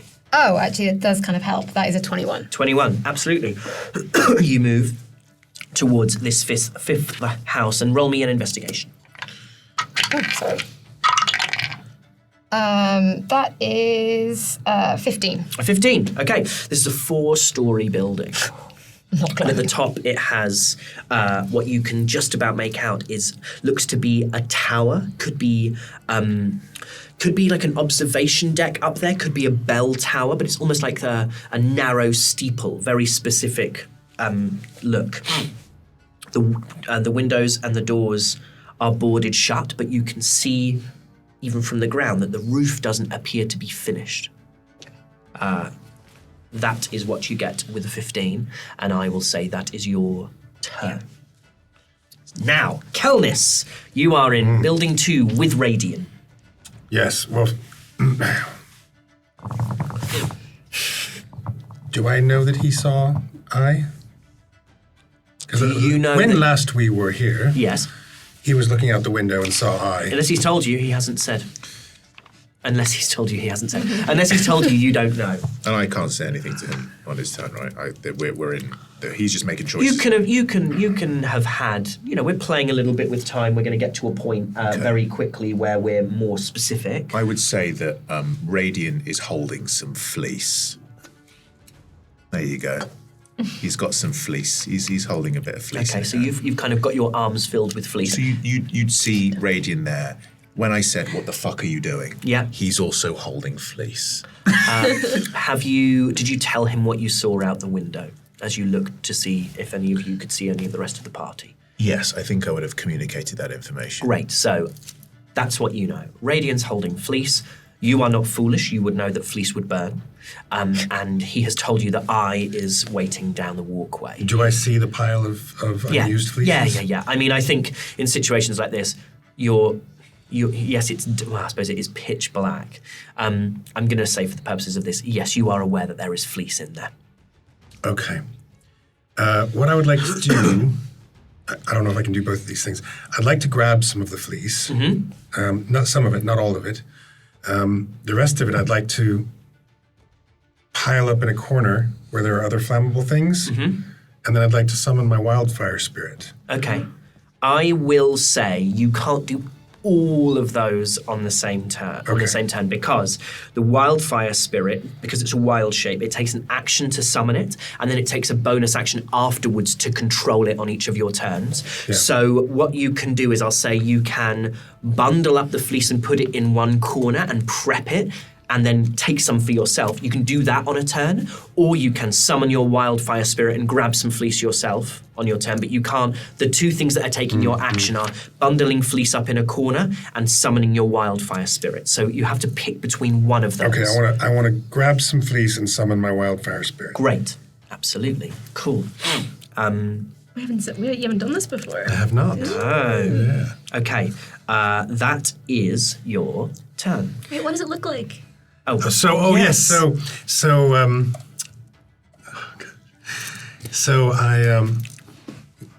Radian sees Cal grab a bunch of fleeces, and then he sees him do this gesture, and then he sees this. Are they fiery, or are they just like a spirit that have fire properties? They appear.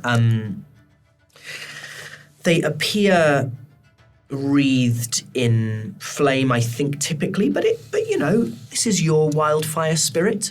You can flavour this rather than us being Okay, I indebted like to the idea mechanics. that what Radian sees is this. It's in the shape of a pine marten, and it's kind of ringed with a glowing blue light, with hints of orange and yellow in it, and Cal says, "Come forth, Hank." You write down Hank. Forever. It's not the name I was expecting. Is it not though? Now, Sure, from reflection. Now, just because this is the first time you've ever done this, I'd like to just give you an opportunity, as we're making ourselves used to new mechanics that we haven't used in the game before.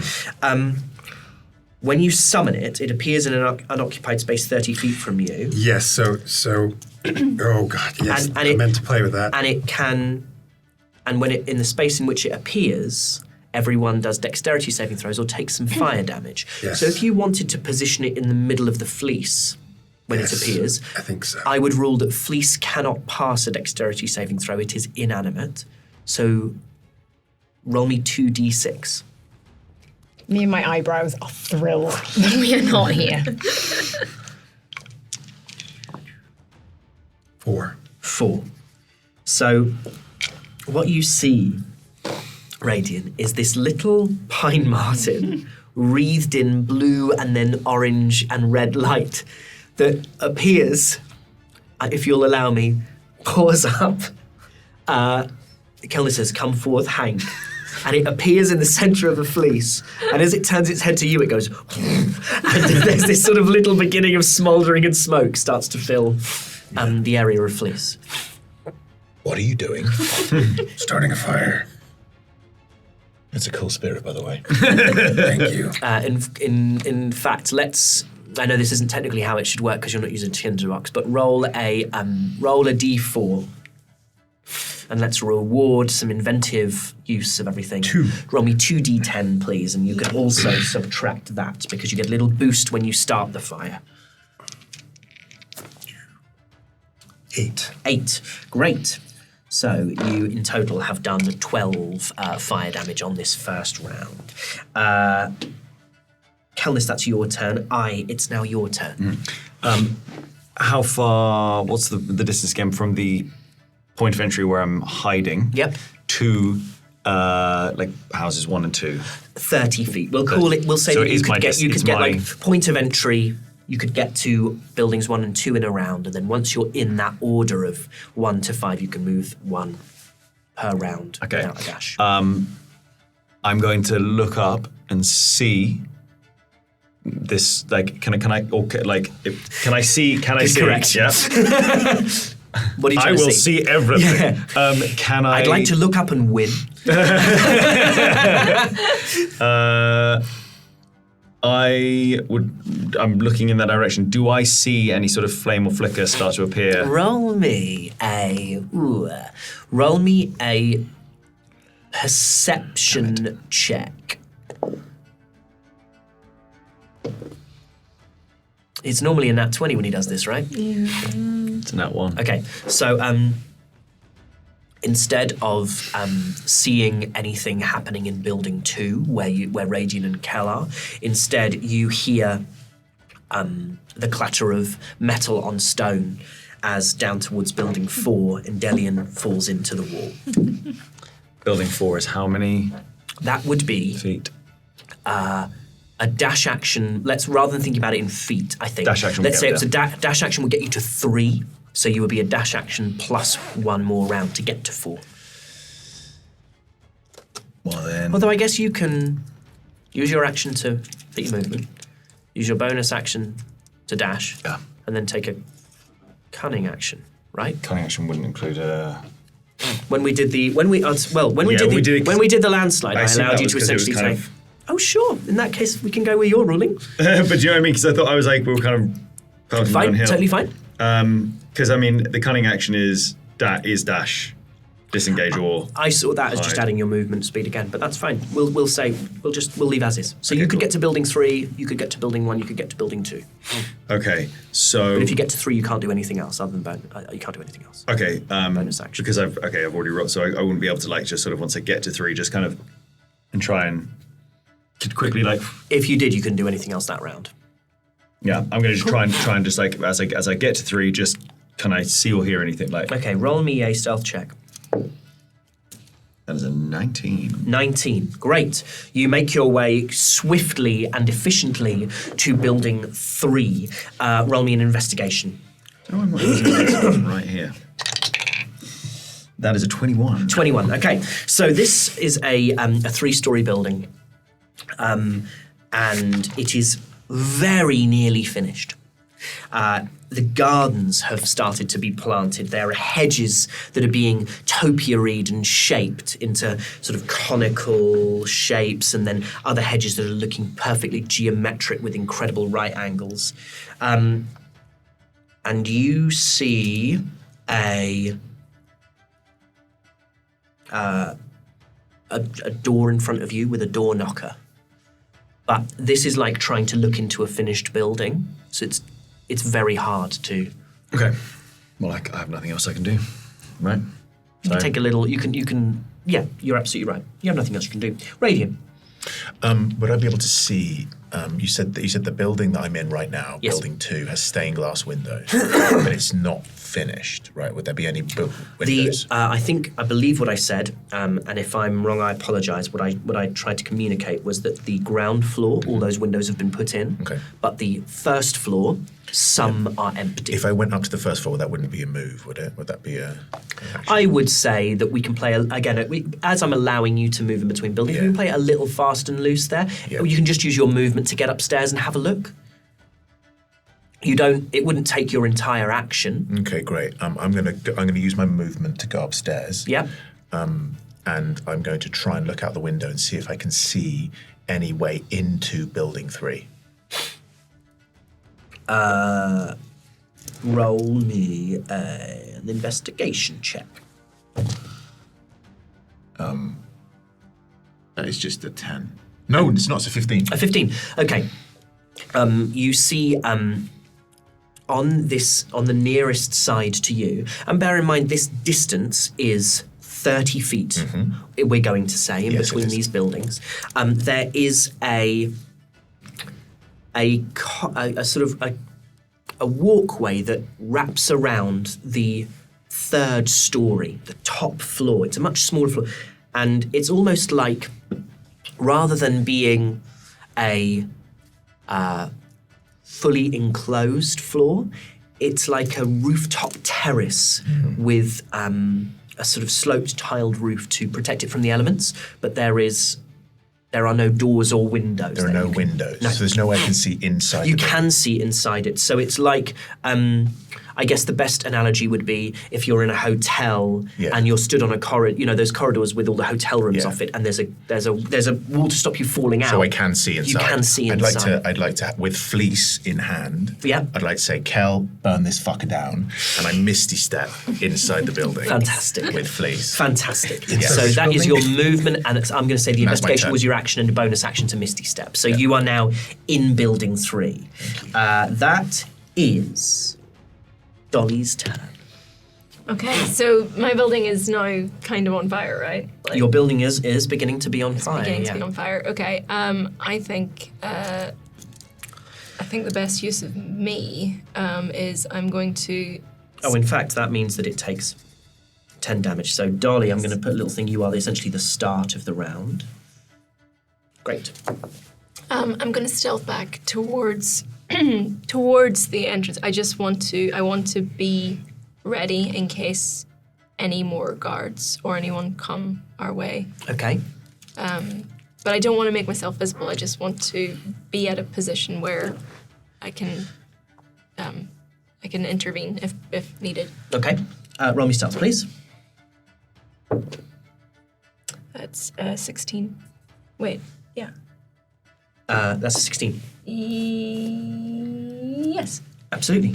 You make your way back to sort of the not even necessarily the front of the building, but the area of the building nearest to the external wall. So sort of this part here, so that you have a view all the way down to Groth's estate.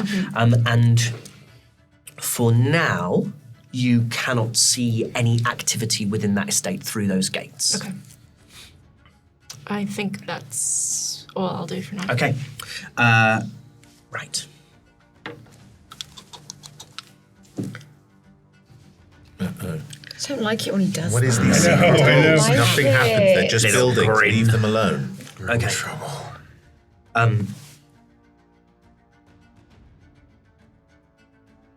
You see, Dolly.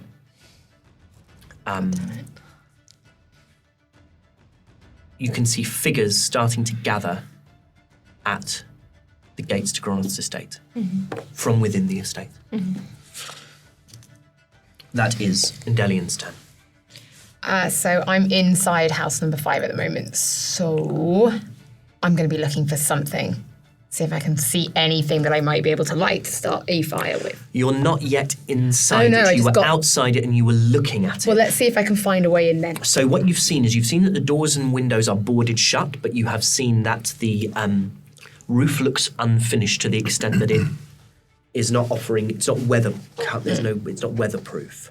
So you would know that if you could get up there, you could get in through the roof. Could I not try pulling one of the boards off the windows on the ground floor? You absolutely may. I will say, roll me. It's going to be hard to do this quietly. Yeah. So what I'll say is this. I'm going to say it's an athletics check. It's a DC 15 to pull it off. Okay. It's a DC 20 to pull it off where you lever it in such a way that it's not noisy. All right, let's have a go. Go and Dahlia. Oh, it's not good. Not good at all. It's only a 7. Okay, so, excuse me. So, as you go to Terribly today. sort of lever these boards away from this window, they are like hammered in with real like intent. Real nails. Yeah, but it's not a case that they seem like they've just kind of gone up overnight. They've been there for a while, and you're unable, I'm afraid, to wrench them off. You can still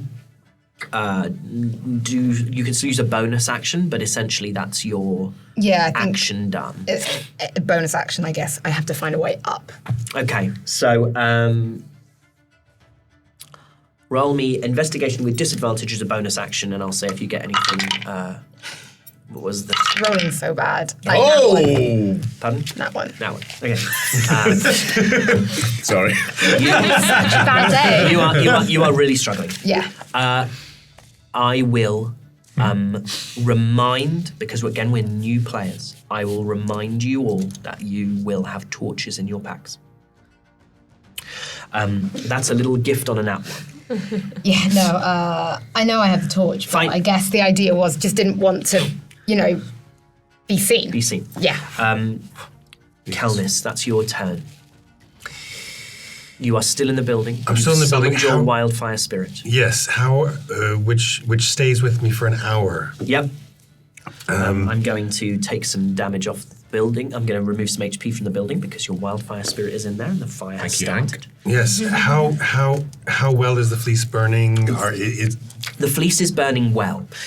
So as I said, each round these buildings are going to lose some HP. If you want to spend your turn doing stuff to make it burn more, if you did a spell which did 3d8 fire damage, the building would take all that damage. If you want to spend your turn stacking fleeces around other flammable-looking parts of this building, I would allow you to maybe double the damage that this building would take on a standard round. So I kind of want you guys to feel like you can be imaginative with how you get these buildings going. Right. Are there other flammable materials in the room or area that I'm in? Roll me an investigation check. Because I'm also going to say there's now enough fire that it's not dark in there. Yes. So you can see. It's a 20, not a dirty 20. Okay, so these buildings aren't finished, and so there are floor planks. There would be wood stain. There are wood stain. So you find a pot of wood stain and some floor planks. Yeah. So's your breath. Oh yeah.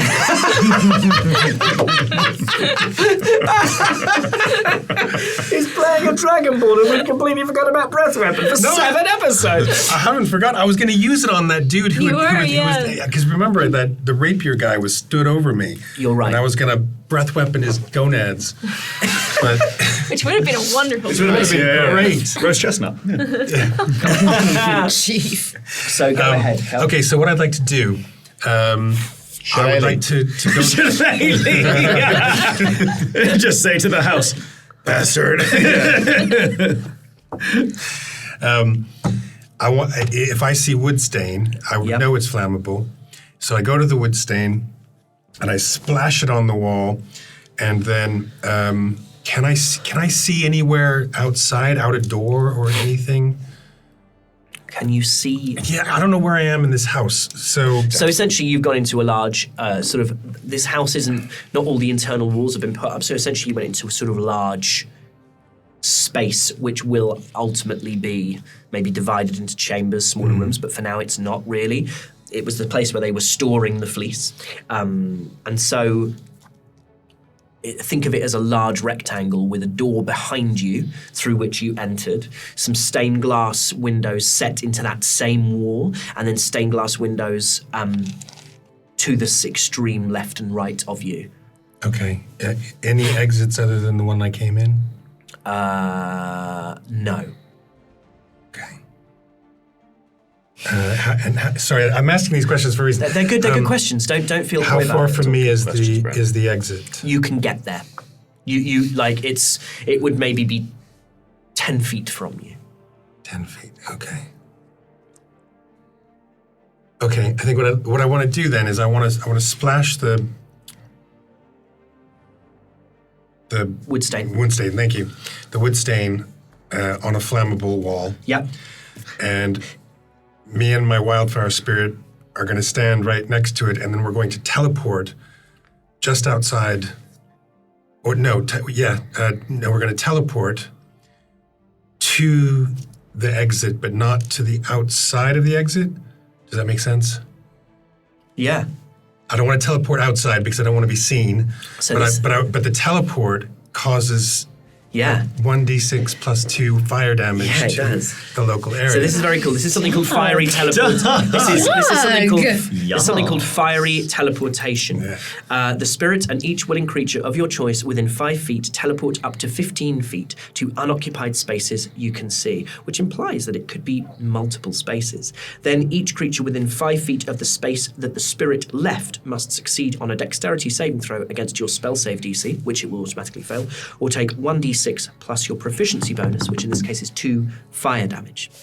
So, for the oil, for the use of the stain, I have already doubled the damage that this will naturally, the thing will naturally take. You can now also add a d6 plus 2, and you end up like right next to the door, so you could go through it if you wanted to at the beginning of your next turn, but you want to stay within that building, as I understand I it. just want to stay with your little outside. pine marten. Who Who can hover, by the way? Yeah. Yeah, so... Do you say anything to Hank when you move? Sometimes there are no words. So I feel like Not everything's got to be equipped. Do you say anything to Hank as you move?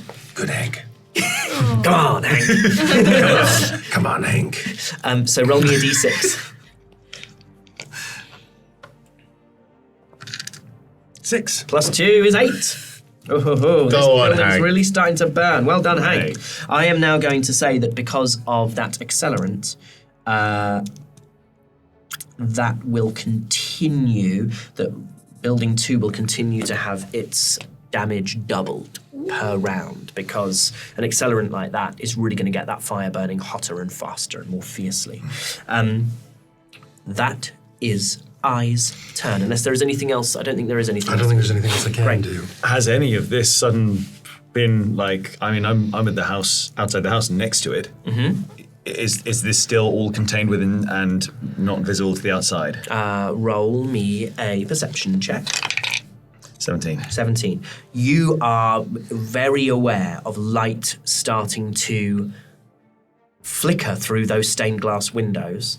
I'm going to roll for something. what are you rolling for? I rolled a luck check for you, and I rolled a nat 20, so congratulations, everybody. I've rolled 2 nat 20s already. This is very, very fun, and I look forward to trying to kill you at some point. Essentially, you're in Building 2. Building 1 is blocking the light from Building 2 at the moment. So you can see it in Building 3, but they cannot yet see it from Groth's estate. Do all the buildings need to be on fire? 2 need to. 2 need to be destroyed. In an ideal world, the others would be on fire as well. But you know, just because something is meant to happen, just because the web is arson, doesn't mean that this a mission can't be partially completed, and you can throw yourself on the goodwill, the good grace of I'm sure those there's 2 plenty. friendly chaps. So, that's your turn. You can absolutely see that. So I see that and just go,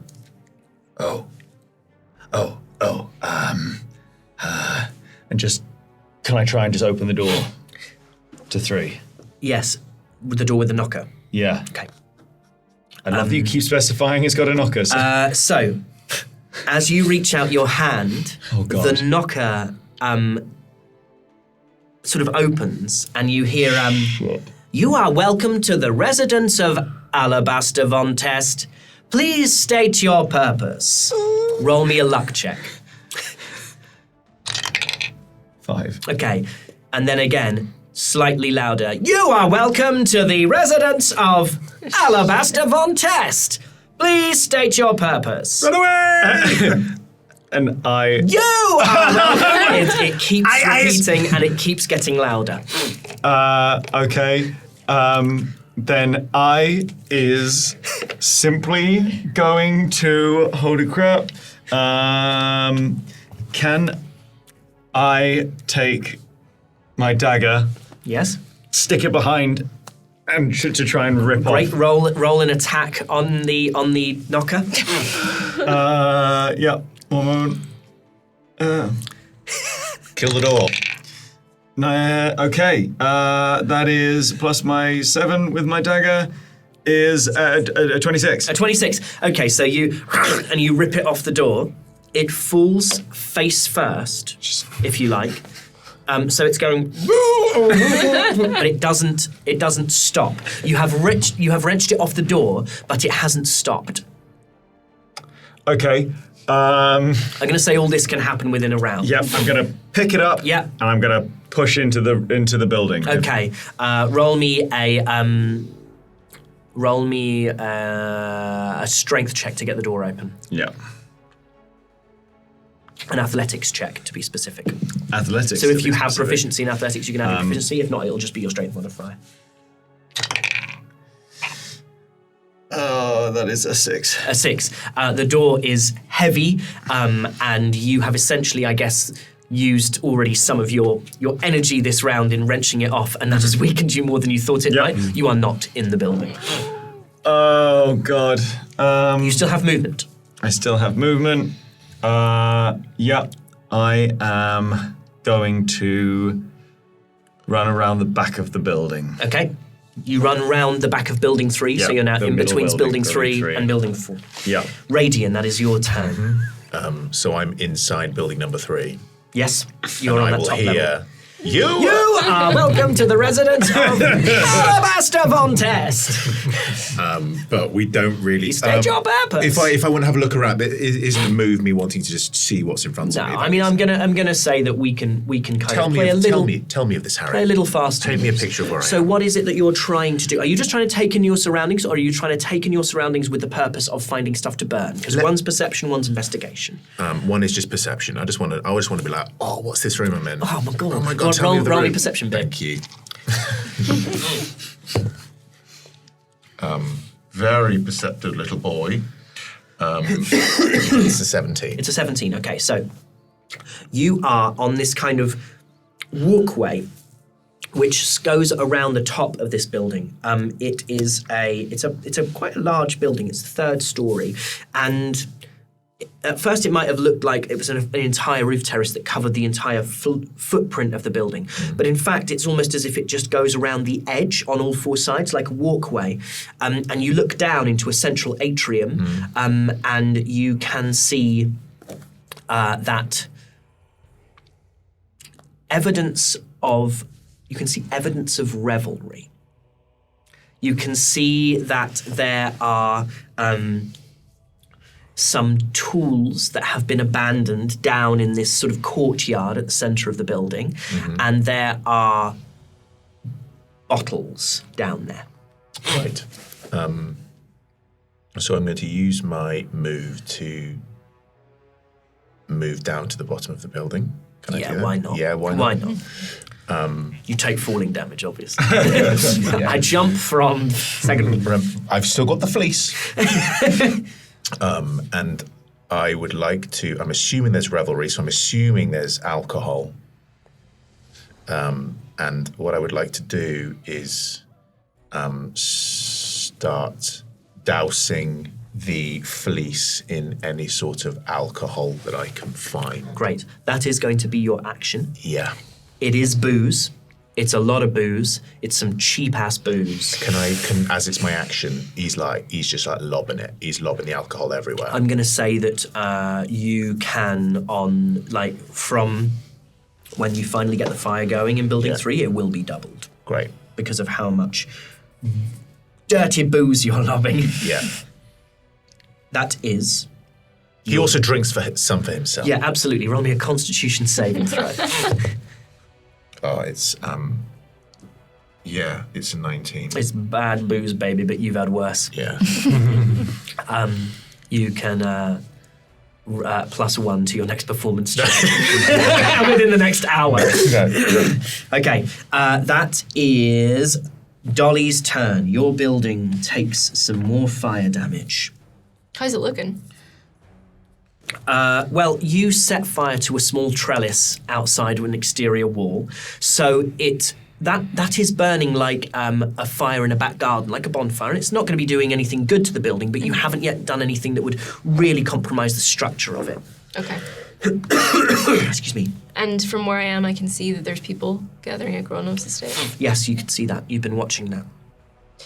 Is there a way I can kind of saunter towards them without making it look like I've come from the back of the estate? I'll say on a successful stealth check, you'll only get as far as building 3. Oh, okay. So you can only move one bit. Well, if you were going to move and then take your action to move, you could essentially move as far as building 2, which might mean that you would be visible, but you would have to roll a stealth check to make it look like you were sauntering. Yeah, I'm going to do that. Okay, roll me a stealth, please. That is a dirty 20. Okay, absolutely. You are sauntering, and the closer you get, you can see that there are a few guards who are like peering through the thing. They're trying to. It's almost like they're trying to. You can see that there is increasingly focused attention on this, on what is happening out with these buildings. I would say that they are almost mechanically, if you want to think about it, they're almost at the point of like preparing an action. How many are there? There are 2. 2, okay. That's all I want to know. Okay. Let's take a little tiny break then to just give ourselves a little breather. Hello again. It's Ben Starr here, award-winning actor, all-round beautiful boy, and a child whose Year 3 class report simply said he won't sit still. Why won't he sit still? Will please someone make him sit still. But it's that same refusal to accept the depressing reality of a stationary childhood, along with a tidal wave of charisma, talent, and good looks, and whatever you've chosen to do with your life, that's led us here. To this moment. Me staring at you, staring back at me, pleading at you to help fund our D&D show. The one you're literally watching or listening to right now for free. Because what we need right now is not your love, although we like it, and not your likes, although we love it. What we need is money, cash, readies, wonga, doubloons, wedge, stacks, moolah yummy yummy yummy money. But how? Well, Patreon, of course. But what do you get? Well, I'll tell you what you don't get. Any more of these annoying but slightly hilarious ads. Stop crying. You're fine. Well, what you do get are things like this. You get Indelian's diary, in which Hollie every single episode breaks down what happened with her meticulously annotated notebook. It's basically what would happen if Regina George and Dora the Explorer wrote everything they did down when they decided to carry the ring to Mordor. You also get Clark's The Broken Pebble, an audio drama written and performed by me in which I play Clark's, the useless hobgoblin wizard, assisted by a very small, aggressive, dangerous magical fish. There's also the monthly AMA in which we answer your burning questions from the Discord. Also, you get Action Surge right away, so you don't have to wait a week to find out what we all thought about the episode. And most importantly, you get absolutely everything ad-free. So, sign up for the Patreon now and you can finally shut me up so you don't have to listen to things like this. Snowboard! What's it? So if any of this interests you, and even if it doesn't, please give us money. These clothes are expensive. I'll come round to your house and I'll stroke your head. Look at my beautiful face. My stunning, smouldering, ever so slightly cheeky, angular face. I'm so relatable and fun. Listen to me laugh. It's so kind of cute, you know? I could laugh big, but I laugh small for you because this is an intimate moment. So what do you say? Me, you, some baths, some skiing, some hog wrestling, Tesco's. Come on. Hey everybody, we're back! So, when last... we've been having quite an in-depth conversation just before, and, sometimes it's hard to shed that off-camera persona. Sometimes it's just hard. So, Hey. we just had Dolly's turn. I am now going to... Okay. So, Dolly, you are walking towards the gatehouse, and as you approach it, as you get closer, you get to the edge of the second building, you see Brynhilde approaching the gatehouse from Groth's estate. And she has a sword. She looks ready, and you hear her shout, "Open the gates!" And her and the guards are preparing to leave the compound. They are not close enough yet for you to do anything, and essentially they're going to wait for Brynhilde to get there, so on the next round they're going to be out, and they are, you can assume, going to be trying to figure out what the hell is going on. That is Endelian's turn. Cool. So you said everything was boarded up, so it's all sort of wooden. Yeah. Cool, so I am going to take that torch. Yeah. And I'm just going to go around the Okay. base and try and set fire to all of the wooden kind of blockades, the Okay. door, the windows. Roll me 2d4. 2d4. And for this mechanic, I mean, essentially it's the same mechanic, but for flavour we'll say this is how many of the windows you are able to 2 and 1. blazing. Okay, so 3. Can you roll me 3d10, please? That's a d10, right? 6, 1, and 8. An 8. So that's 7 plus 8 is 15. So so everyone is aware, building 2 is on fire. Building 4 is on fire. Building 5 is on fire. Buildings 1 and 3 are not quite yet on fire. Kelnys, that is your turn. You are just inside building 2. The fire is now roaring apace, and in fact, I am going to take some damage off it. And before you can act, something's going to... I need to make a roll. You do a lovely little roll, an exciting roll. No, look, he's smiling. It's so I mean, twisted. He is. Doug is literally in a burning building. Listen, this No, listen. It might surprise you, but this isn't. This is a homebrew mechanic, so it's exciting to see how it works. Oh dear. Oh no. Okay. You did. Doug. Again, the actor Doug Cockle is in this building. Kelnys, What? roll me an insight check. Insight. High, please. 14. 14. You hear creaking and cracking in this building. You can hear that this building is gonna go. You have time to do something, but you need to do it quick before this building potentially goes. Okay, is there any wood stain within reach of where I am near the exit? Roll me a luck check. Roll let's say a 13 or higher. 14. 14, yes. Yes, there is one sort of, if you like, pail or container of wood stain just within reach. Okay, I grab that. Yep. And I look out of the door, Yep. just very briefly. Yep. And then I tell Hank Yep. to teleport me. I don't know if I can show you where. To teleport us to somewhere back, if I can see it, out of sight of the gate. Can I do that? You can. You could just as easily, I'll just let you know, go to this side of the building rather than go closer to Groth's estate. But if you want to go towards building 1, you absolutely can. Well, I think I may be doing this with knowledge I don't actually have, but I want to go burn down. Let's do that then. Let's do that. I'll say, yes, you can do that. As you go to teleport and you say to Hank, well, what do you say to Hank? Hank, take me there. Right, roll me. As you do that, the building collapses. Roll me a dexterity saving throw with advantage. So roll twice, take the highest. And this is sort of happening as you start to teleport away. 14 is the highest. 14 was the highest. 14 passes.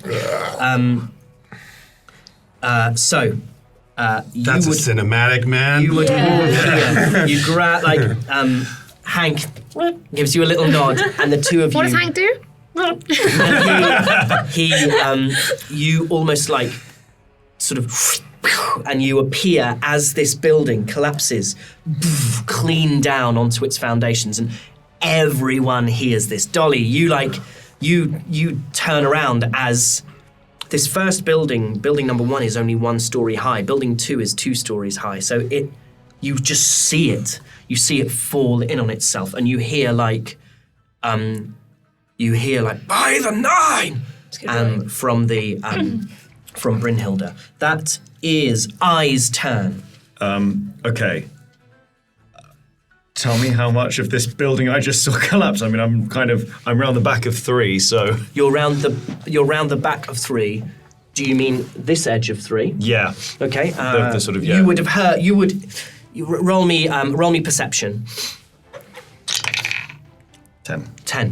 You don't necessarily see it, but you can't mistake the sound of like a building collapsing. Okay. You know that.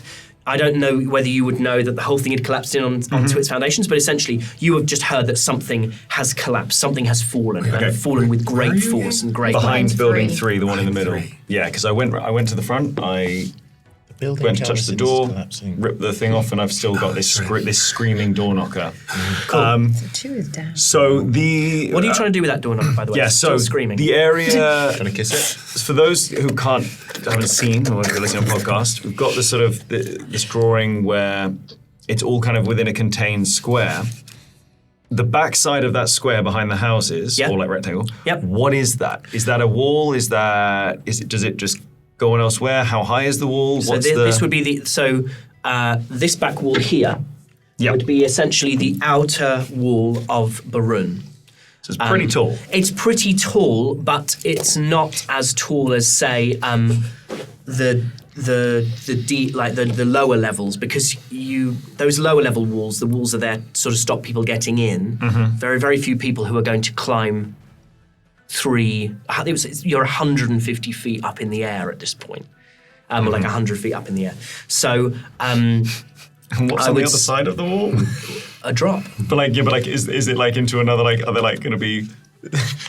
I probably wouldn't know if there was like some poor people with like their little houses on the other side of the wall. So you've seen that as you approached the city, and it's a circular city, that there are districts that spread out from that go up towards the walls. Is there any shot at the height of it, do you reckon, of throwing it? Yeah, absolutely. I am just going to try and yeet and just hope that there's no poor person on the other side of this wall who has a screaming door knocker come flying at them. So as you start to throw it, roll an athletics check to get it over the wall. I'd say this wall is probably 15 feet high. It's not incredibly 14. high. 14. Yeah, I reckon that does it. So you hear... Panicked.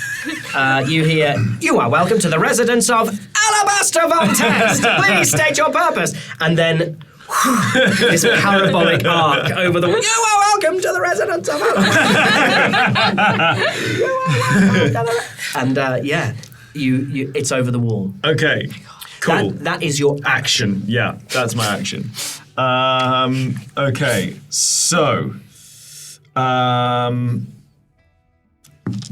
am now going to use my movement and then my bonus action to dash. Yep. To try and get around to... was it building 5 and 1 that won? 1 and 3. The one aren't on fire. Oh, sorry. Yeah. Building 3 is not currently on fire. 3 is on fire. Okay, in that case then... do I see any sort of, as I throw it over the wall and I turn back to this house, do I see any sort of back door? I'm going to say you've already done one perception check.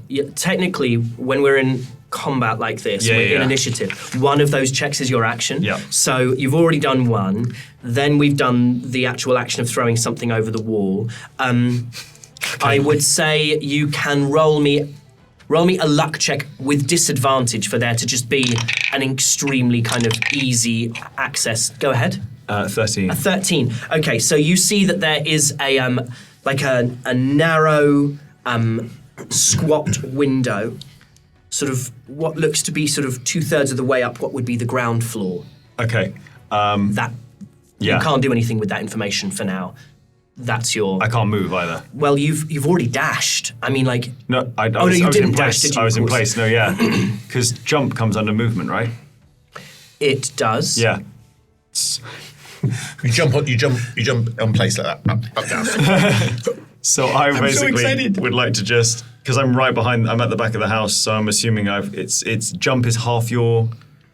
Well, it depends if you want to do a high jump or a long jump, or you want to jump from a standing Is there start. any shot at just throwing and turning around and just running, jumping at the window to try and smash my way through it?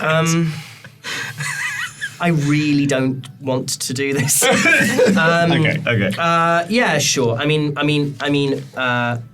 I basically, what I would love to do is, in a panic frenzy, I just looks down at the screen thing, is throws, and then just turns around and just runs and jumps. Okay. Pure just instinct. I'm gonna say you can. You're essentially trying to make a high jump, and you leap into the air a number of feet equal to 3 plus your strength modifier when you move at least 10 feet on foot immediately before the jump. What's your strength modifier? Strength +1. So you can jump 4 feet up. I Don't mean, think it's high- I don't I'm think not you're. high I don't think you can Okay. get your body high enough. Okay. In that case, then I'm just going to get myself to the back of the right up close. Cool. You're right up underneath that Yeah. window. Amazing. Radiant, that's your turn. Yeah, so there's alcohol everywhere. Yep. He's loving it. He's got his blood pumping. Doesn't want to show it. It's like something out of Footloose. Yeah. So I in my mind, there is like alcohol at the walls, it's like fleece Yes. doused in it. Yeah. You've turned this atrium into a tinderbox. Yeah. And so he just can't. Pretty simple. I don't want to use a spell slot, so I'm going to use Firebolt, and he's just going to kind of from where he is at one of the walls. Yeah. He's just going to like firebolt at one of these walls, and in the expectation that it's just going to kind of go up in Okay. flames. So roll me an attack, a spell attack for Firebolt. For Firebolt. 15. 15. That absolutely hits, and that's a D10's worth of fire damage. But hang on, you already get some D10s potentially from the starting of this thing. So I'm going to allow you to add another one. So I'd like you to roll me 2d4, please. Mm-hmm.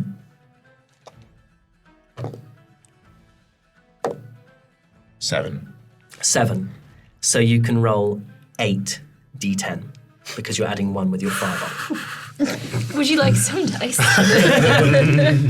Because you've essentially spent a round prepping this in a very intense way. So this is the most considered fire I think we've had so far. Wowie. Okay. I've never got Do you to want play some in this d10s? I've got a load of box. d10s if you want some. Do you need some? Box is a delight. Yeah. Should be some over How many do you need? There you go. Okay. Three. Oh, let's not mix the. 5. I know what mine are. Okay. So why don't you do 4 and then 4? Just roll a 4 and 4. Okay, I'll put these on. Wow. Is that a 9? Yeah, that's a 9. Sorry, guys. No, it's okay. Say them out loud and we'll do yeah, it together. thank you. That is that's a 9. Yep. A 4. Is 13. A 9. Is 22. And a 7. A 7 is 29, and then roll them again. That's a 4, a 6, Which is 39, a 6, and which an 8. is 45, 53. Yeah. 53 damage. So this now also got is going to escape have that plan. condition where it is It's going. It's doubling. It's going to continue to double its damage per round because you've really got this going in quite a And ferocious so way. I then move, because I'm downstairs, Yep. I move in the direction of the door, and with the keys that are in my hand, I unlock the back door. Okay. Unlock the back door. Yeah. Did you ever check for a back door? No. Okay, so so you can either go out the front door, which actually you wouldn't have even observed the front door. I need you to roll me an investigation to try and find the quickest way out. You're in a burning room. Don't know where the door is. I've got a 22 on investigation. 22 on 'cause my blood is investigation. up, and I'm like going, oh Yeah. my god, I'm so cool. So you find a side. You're in building 3, right? Mm-hmm. You find a side door that goes in the sort of channel between building 3 and building 4. Mm-hmm. And I will say you can get out and you can be in between building 3 and building 4 at the end of your turn. Yeah, great. Fantastic. And that's me. Okay, Dolly, that's your turn. You see Brynhilde has called for the gates to be opened. She has 2 guards. She's about to start heading out. Okay. You are at the edge of the near edge of building 2, the nearest edge of building 2 to Groth's estate. So how close can I get to them? You can. I would say in this kind of you can get to them. Just be like, can I run towards them and be like, I just saw some people around the front. They've gotten away now, but it's really bad. I'd stay away from the houses if I were you. Roll me persuasion with disadvantage. Oh, God damn it.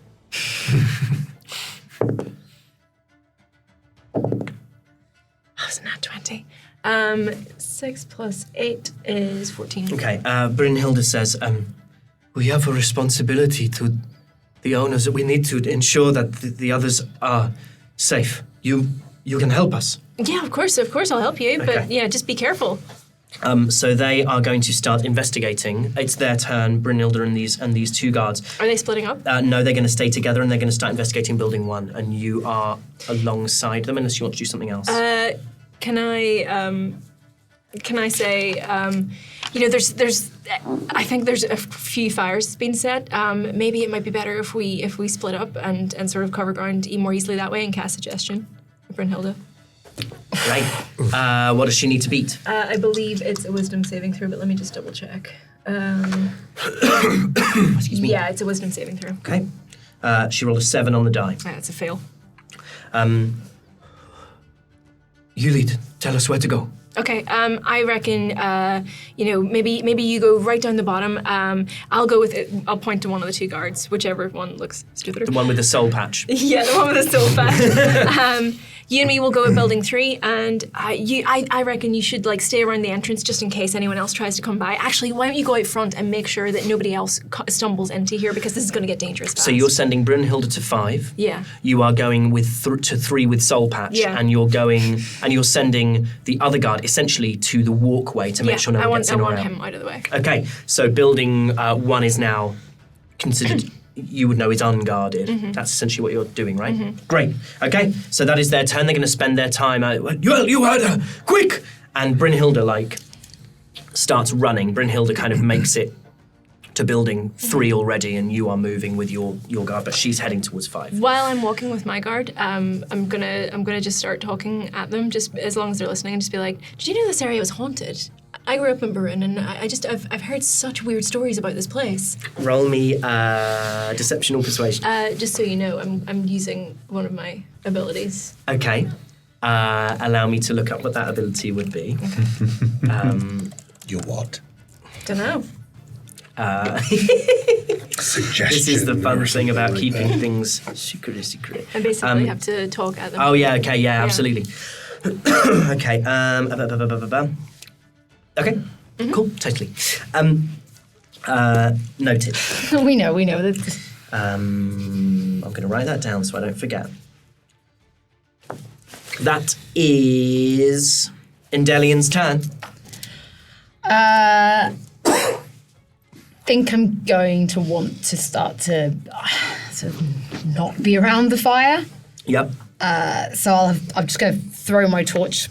May as well throw it onto the burning house. This is building 5 you're at. Yeah, still. I'm at building 5, and I guess I'm going to try and try and stealthily get my way out of there. Mm-hmm. I mean, I've just heard building 2 collapse. Yep. I think we all agreed that it's loud enough that I'd hear a building collapse. Yep. Yeah. Yep. So, I'm not stupid. I do think that will get people moving. Okay. So I want to get out of here. Okay, so I'm going to say the building 5 is going to lose its standard amount of HP, and then you can roll a d6, and you can add that amount from the burning torch. It's only a 2. Okay. I really am rolling terrible today. You are. So it's essentially your action is to throw that burning torch on. You see it does take a little. The flames kind of start to lick up the side of the building, and you hear. You can move as well, can't you? If the action is chucking the torch, you could still move. Yeah. So you hear you hear like a flurry of activity inside the building, and like a load of pigeons fly out the roof, fly out the hole in the roof. Is there anything else you'd like to do? I think I'm going to try and hide. Okay. Not that I'm good at it, but... You can't roll. What I'll say is I'll allow you to make stealth check. Hiding is an action. Yeah. And you've thrown your torch already. But for the purposes of this, I'll say you can sort of use, what you can do is you can use your movement to go around the blind side of that building. Yeah. So you're essentially at the very back, almost at the edge of the district, in the corner where the outer wall of Baruun meets the wall of the edge of the plaza. So I'll say that Fine. you're there, but you're not mechanically hiding. Good. Kelnys, that's your turn. You're in between buildings 1 and 2. Roll me perception.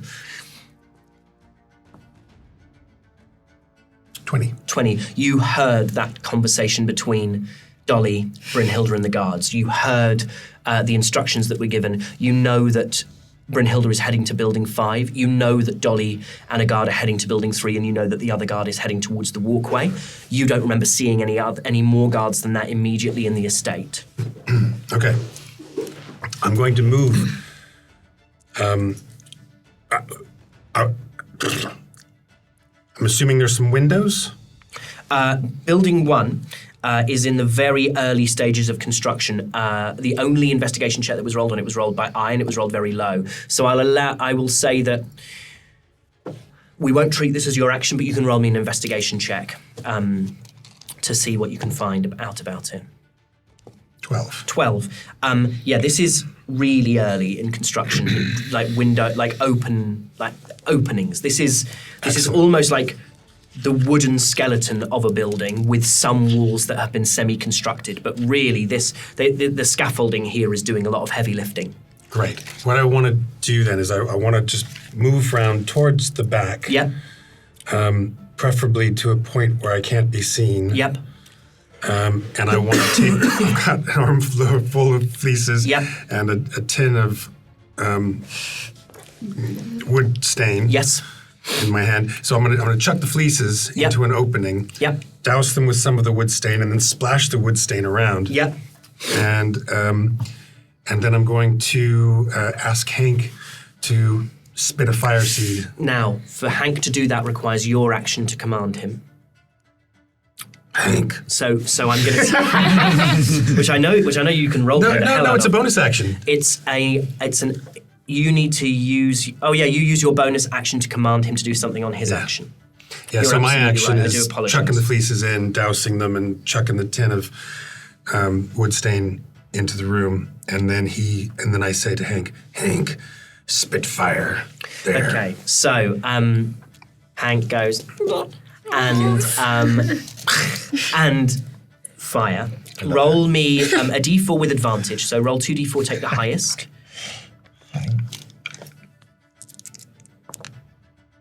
I see a 4 there. 4. Great, so you can roll 4d10 to get this started. This is almost entirely wood, this building at this point, so it's the easiest to burn. It's a 3 and a 1. 3 and a 1 is 4. And a 10 and a 6. 10 and 6 is 16, so that's So 20. And then you can also roll 1d6 plus 2 for Lil Hank. 2 plus 2, 4. Okay. For little Hank. Fantastic. Thanks, Hank. Thanks, Hank. Thanks. Aye, that is your turn. Okay. Roll me perception. 4. Jesus Christ. You're right beneath this window, so you've essentially kind of blinded yourself as to what's going on within that building. Yeah. Okay. I would like to.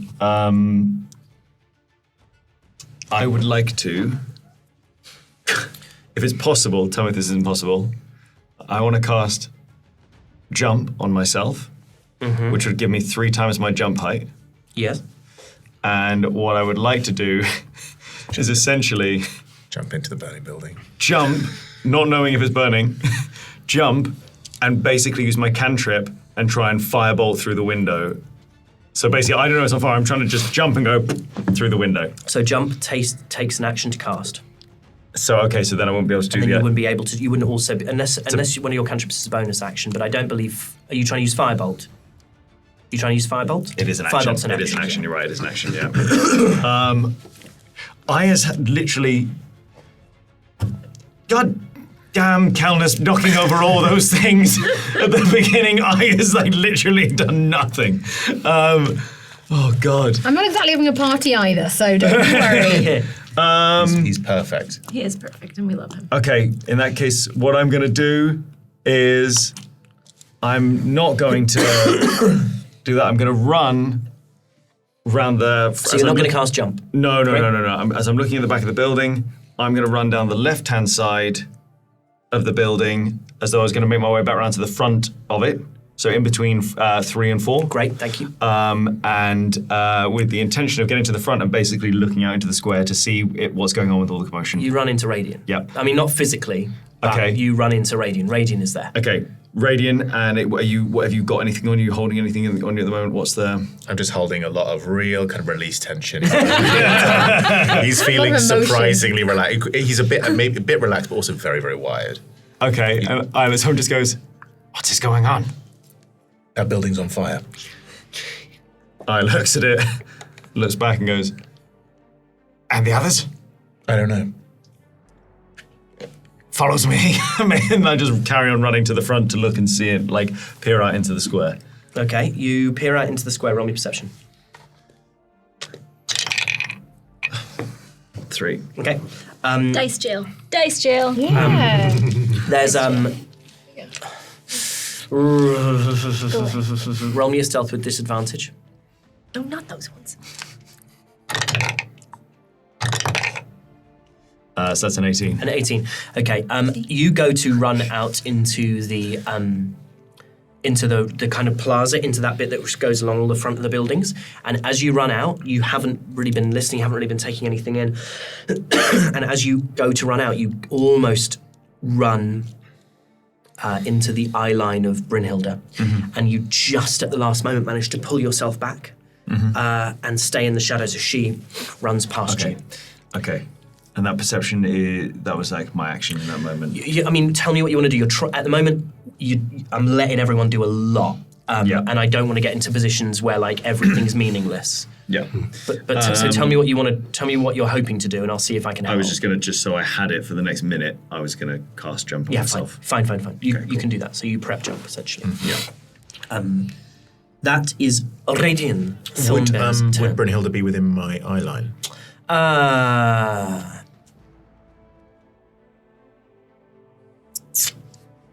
Yeah, I think you probably run up. You would see, as I runs past you, it stands to reason that you'd look over there. Great. Yeah, I'm going to say you can see her run past. Great, I'm going to run up to her. Yeah. Oh, Jesus. And I'm going to say, thank God you're here. Vim.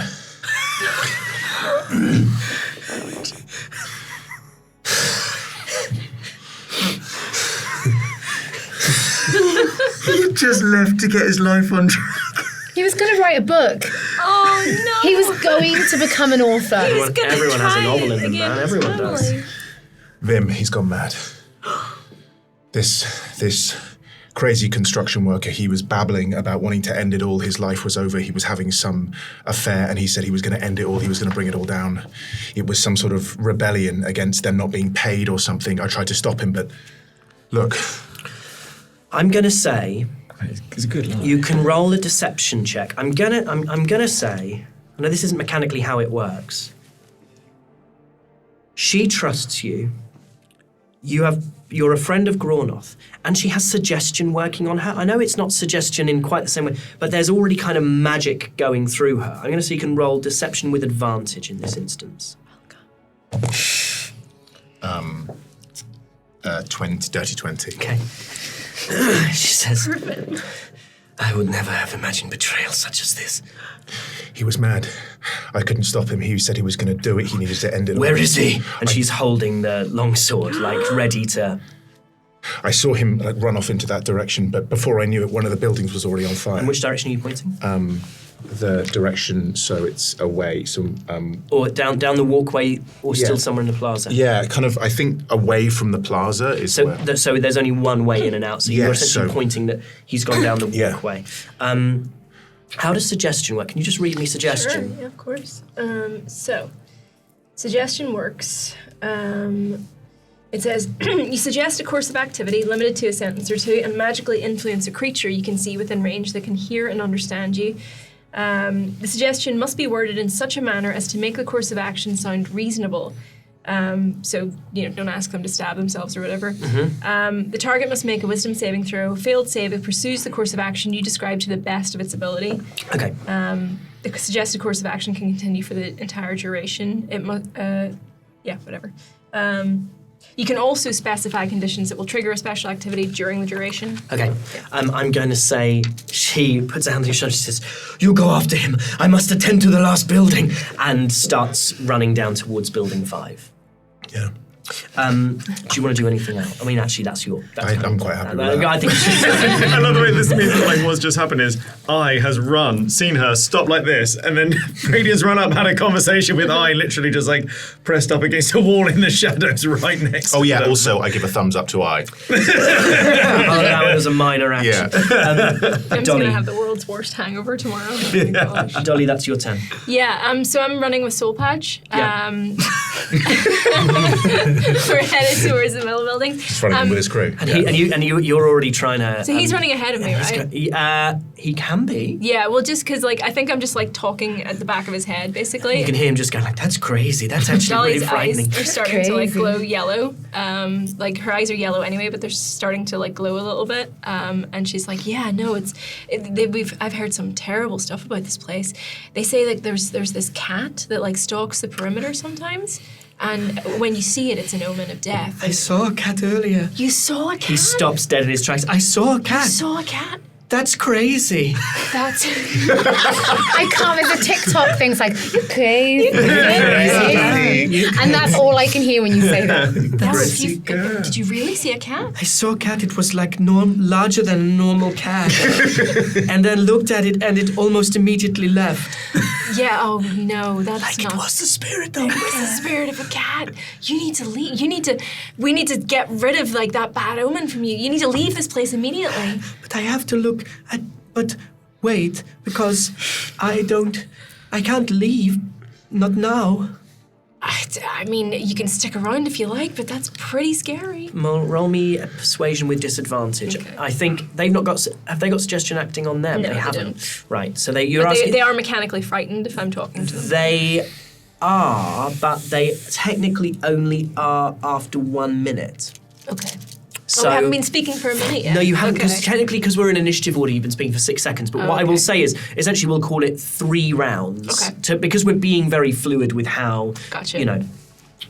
So we'll say they're 2/3 of the way Okay. to being spooked. Then I'm just gonna keep talking about this cat.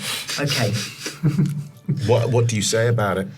Well, I've heard that it's bigger than normal, and if you That's exactly how the it's cat only feels. slightly bigger than Yeah, normal. but not too weird. Not like that. It just seemed like a large cat. A large cat. Not the cat that you'd say there is mischief afoot. And extremely quiet as well. Really quiet. Yeah. I didn't. Although I heard it hit a lot of wood, so perhaps this is a different cat. No, the cat itself doesn't make any sound. Did you hear any screeching? None. None at all. So that is Brynhilda's turn. Brynhilda takes a dash. And is now Good so- stuff. Absolutely. I think that Dolly's first slam poetry, spoken word poetry book will be titled Running with Soul Patch. Brynhilda arrives at Building 5, and she is going to.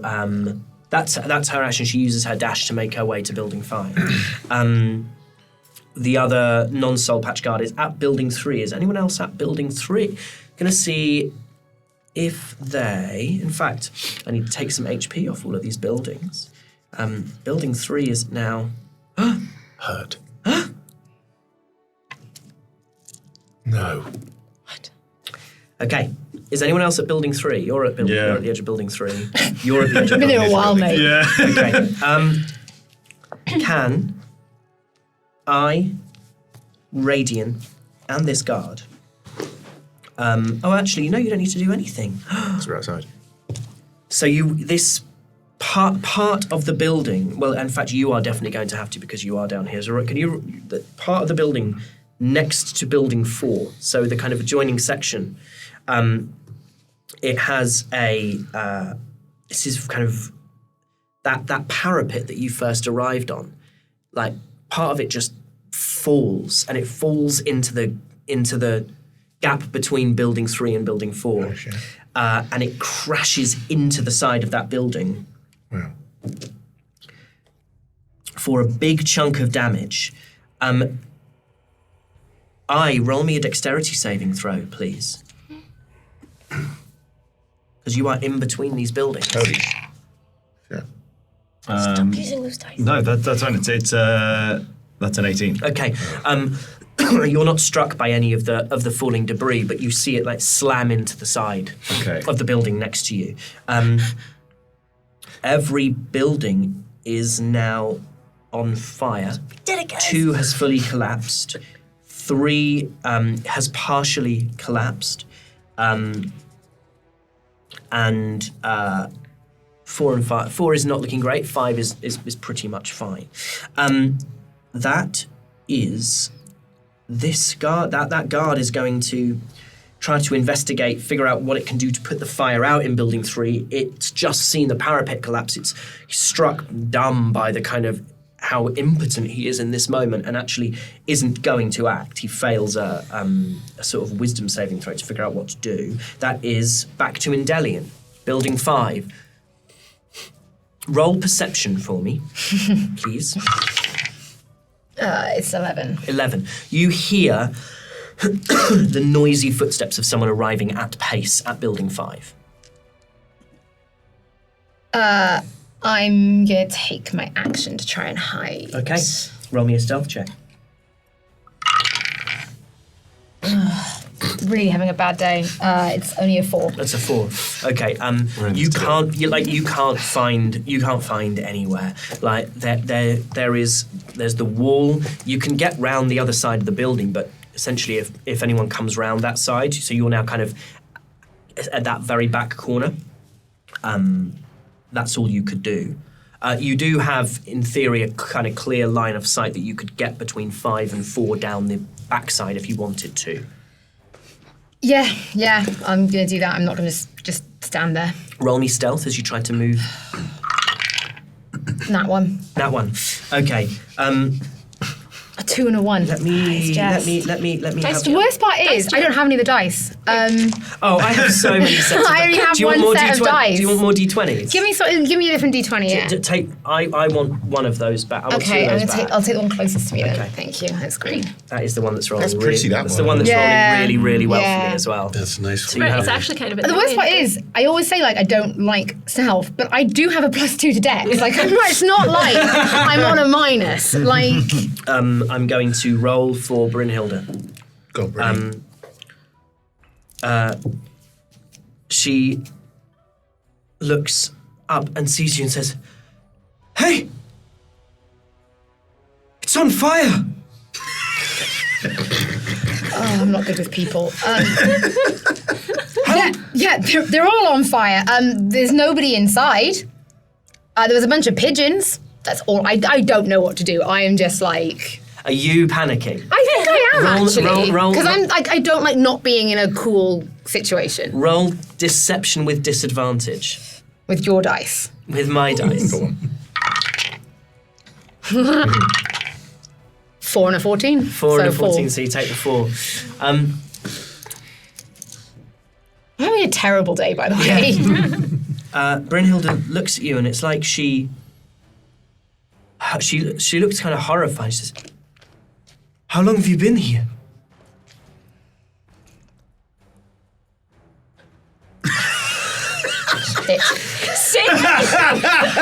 Say something. No! Just because you say everything all the time doesn't mean I have to. Name a woman! Pamela! No, we just got here. The whole place is on fire. This is ridiculous. I don't know what to do. Good. That's it. That's all I've got. Shut up. Okay, roll me another deception. You're trying really hard to help me, and I appreciate that. Roll me another deception. You can roll it with disadvantage, I'm afraid. It doesn't. Trust me, it won't matter. 6 and a nat 20. Oh my god.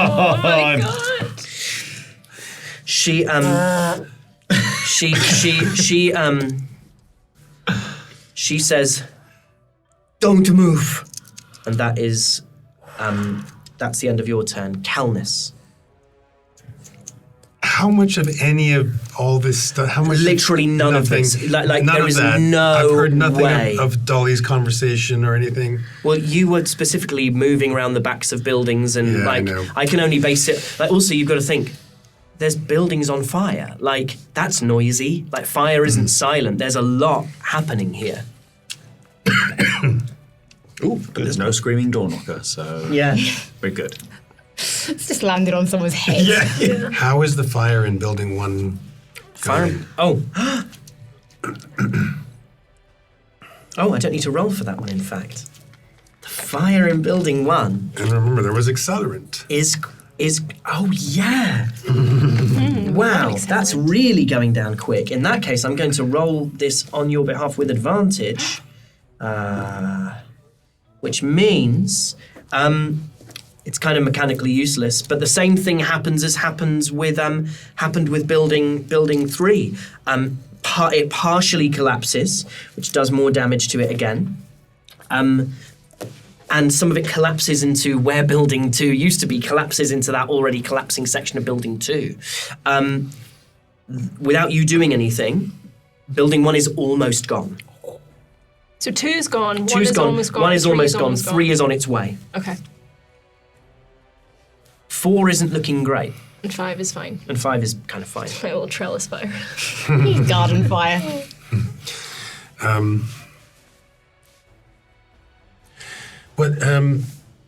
Where the path is that like a gate? No, it's just, It's just a you just made your way. It's just a walkway. it's just a walkway, and the line around the front there is that a Okay, so wall? if you remember how the crest works, I can kind of show you a.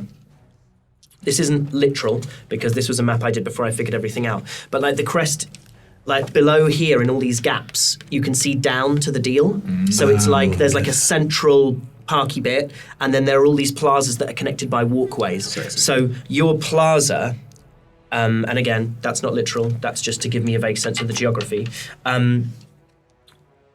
Is if you kind of went over the edge of these walls, you would kind of jump and land in the depths. Okay. Yes. Does that make sense to everybody? Yeah. Yes.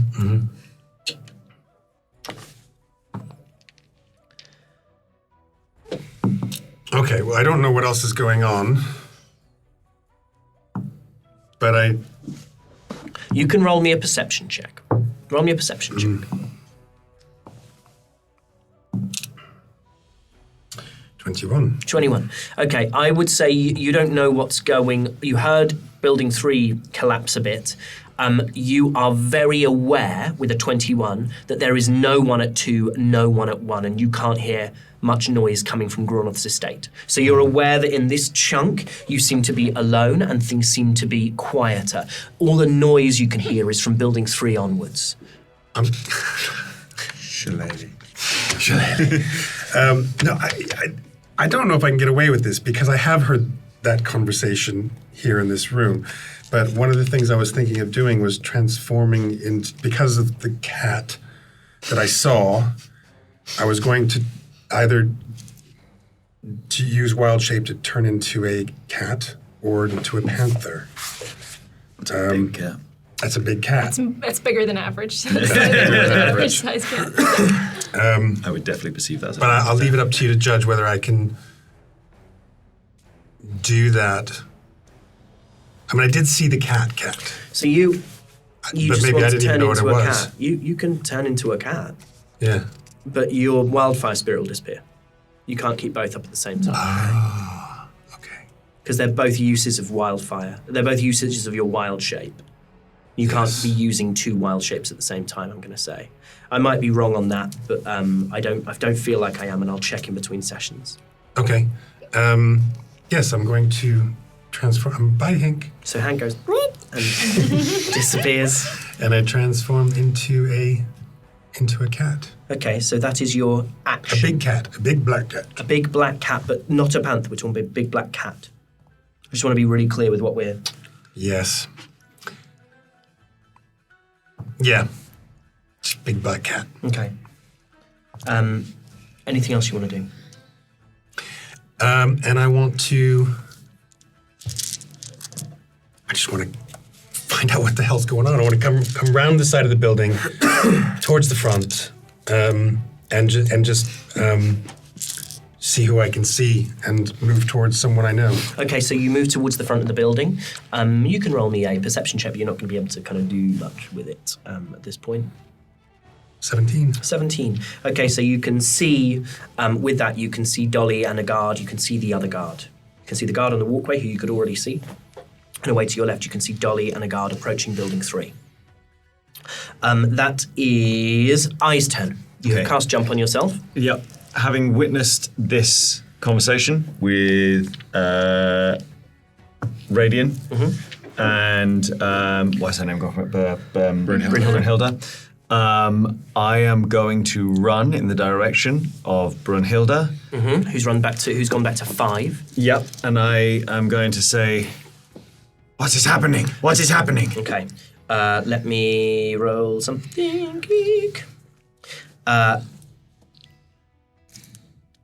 You're still next to building 3, right? Yeah, I'm just standing like a badass, just like. You know that the meme of the little girl with the house burning behind her? It's that.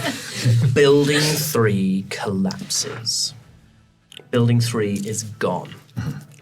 You run past that collapsing building behind you.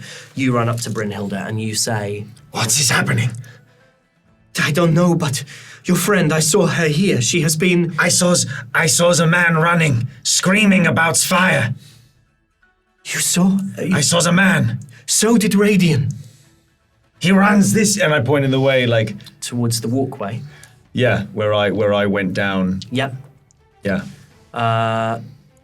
And then I heard the noise. I heard it. Roll me a persuasion check. Sorry, a deception check. And you can roll with advantage. I'm going to say suggestion is a spell. Nat 20. Nat This 20. is second level spells. Okay. I will say with a nat 20. This is very tricky because you're trying to break a spell with a regular check. I did not realize that. But you've just rolled a nat. Well, it's exactly the same situation as I described in a previous round. I will say with a nat 20, she will say, "Come with me, but we must attend to this building immediately afterwards. It cannot collapse." And she will grab you and start to move, and turns around to Endelian. "Come with us." Yeah. So Endelian, I, and Brynhilde make it to building 4. I'm going to say you might not have the movement, but essentially she's dragging you with her. I look at Endelian and just go. So And I'll literally the same face back. we've got Endelian, we've got I, and we've got Brynhilde at building 4 making their way back. We have Kelnys, who has gone out the front in between buildings 1 and 2 in the form of a cat. Radian is at the front of building 3, and the other guard is there. Sorry, there is no other guard there. And then Dolly is. I think we were running to building 3. You're getting to building 3 with the guard. Okay, that is Radian's turn. So you see Dolly and this other guard approaching. I will say, obviously, you have no idea that she's trying to seed fear. Yeah. How far away am I from building 5? You could get there if you dashed. Yeah, I'm going to dash to building 5. Okay. You make your way there. It's on fire, but it's not in terrible shape. That is your action and your movement to get there. Yeah. Unless there's anything you want to do with the bonus action. No, I'm good. Okay. So that's I hypnotic gaze the house. you know what it works. Yeah. Finally. Dolly. It's this cat, like. heard stories, people see the cat and then the next day, like, they wake up covered in boils or, like, they Why would the cat be? The cat can do that to a No, person? it's just the cat's an omen. It's a part of the story. It's about, like, the whole folklore of the thing. And he puts his hand to his soul patch and says, I don't want to have boils. I know, it just wouldn't go with that facial hair thing that you've got going on. I have very... It's hard because when you shave, we grow hair very quickly. I have to shave a lot. The moisturization and the boil make it very difficult for the hair to grow back. Skin's looking great, by the way. Well, it was, but now I fear the boils. Well, it's boils are the least of your troubles. He is now considered frightened of you or of It's my creature choice. of your So it's choice? either me or a creature of my choosing. I'm What is he going to now? choose the cat. He's now frightened of a larger Of than a average large- black cat. larger than average black cat. Okay, yeah, absolutely. Be like, if you see that cat, you gotta get out of here because it is just like. Well, actually, he has to make a wisdom saving throw. Okay. He rolled a 4. I don't think we're going to get into too much trouble. Okay. You arrive at 3, and he's building 3. He's kind of at this point, also, but as you arrive, it collapses. Good job. We did it, Patrick. We saved the It couldn't possibly wield that much power, could it? He says. It could. Oh, it could. No. The stories I've heard. Is there anything else you'd like to do?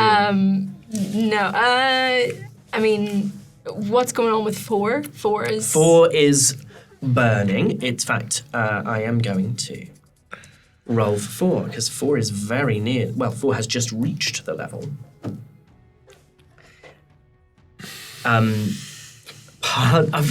I have this D12. I'll talk to you in action search about the mechanic, but you're just rolling the same. I'm just rolling the same things.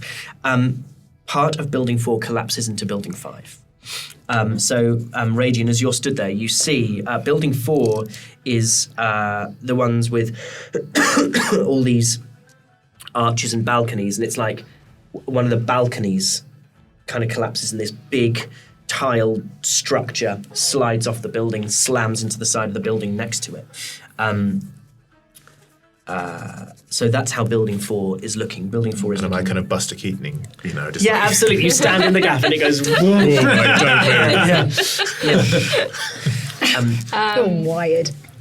I'm going to suggest the guard. Do you want to keep looking this way, or do you want to go back the other way? I feel like this is a lost cause now. I think it might be.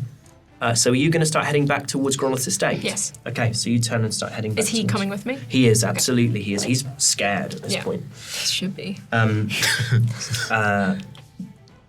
That is Brynhilde's turn. She is running with I and with Endelian away from burning Building 5, past Building 4 she arrives at. She gets you past Building 3. Can the two of you roll me perception checks? I'd rather stop rolling, to be honest. Oh, it's not so bad. Nat 20. 17. Okay.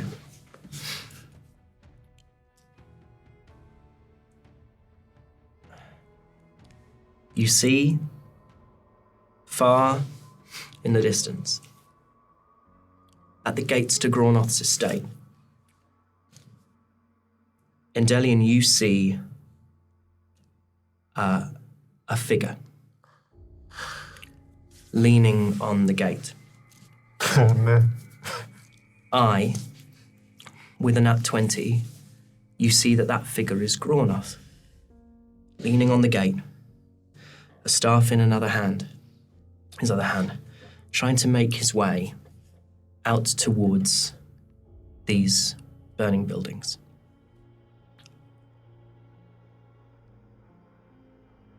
And as you watch, a figure emerges from the shadows. And you see a flash of metal.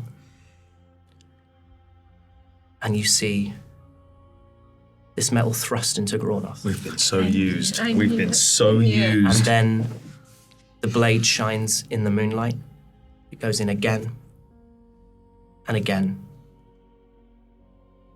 And the figure, as Groth slumps against the gate, starts to slide down to the floor you see this figure that for a moment looks to be wreathed in smoke and then disappears. I've been so used. And that's where we'll end our session. What? I knew it! Oh my god! Thank you, everybody, for watching. That was episode 7 of Natural 6. Now, if you would like to hear us talk about this, digest this in our post-show action surge, you can wait till next week when it will be available on our on our YouTube channel and on podcast. But if, however, you can't wait, if waiting just won't do at a time like this, then the option that you have is that you could go and check out our Patreon, and you could become a supporter of our Patreon, which would allow you to go straight over there now, this moment now, and hear our thoughts on it, hear what the hell has just happened. My boy! The boy! Thank you very much. We've been Natural 6. We hope that you will join us again very soon for more adventures in the world of the Liquier. Bye, everybody!